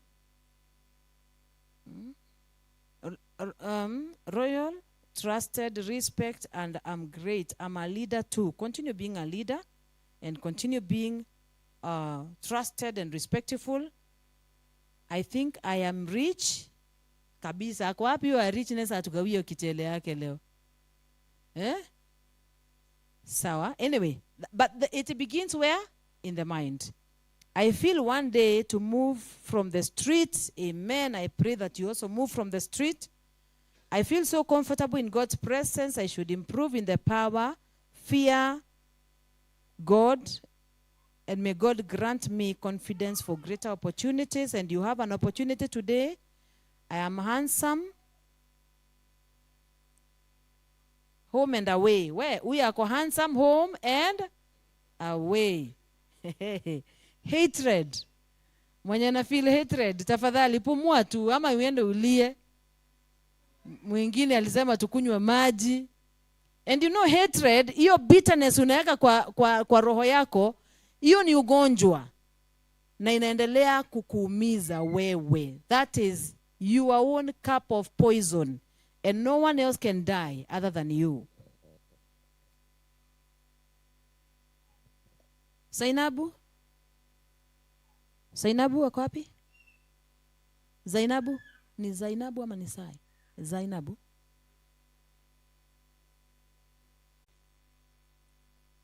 Nilikula nikakula snail. Kwa sababu huko wanakula. Ile unajua snail mpaka tortoise. Watu huko wanakula. Sasa ningefanya nikiitisha ugali yangu ya Kenya nitaipata wapi? Tuko pamoja? So kuna vitu zinakubidi una-adapt na hiyo new situation. Are we together? Kuna vitu zingine za ku-alter. Ni nini unaweza change? Kwa sababu hiyo situation inaweza kosa ku-change, lakini mimi naweza fanya nini? Kevo, naweza change, right? Kama nilikuwa nalipa nyumba 15,000 for example ama 10K. Na mshahara imepungua ama business imeenda chini. Ni nini naweza change? Maybe naweza toka kwa hiyo nyumba ya 10K nienda kwa nyumba cheaper, si ndio? Na life itakuwa na wakati nitarudi hapo tena, si nyumba bado ziko. Yes. So where you can alter what you cannot change. And you can also accept kuna vitu zingine hauwezi ukafanya kitu ingine. Sasa kama mimi urefu yangu, hata nitake kuwa mrefu kama Soja hapa, siwezi. Ama wale wengine warefu. Ama labda nitake kuwa mnono. Kuna design siwezi hata nikikula aje. So kuna vitu zile ambazo ziwezi change. Ninaweza nika accept. Mercy, are we good? Bado, okay.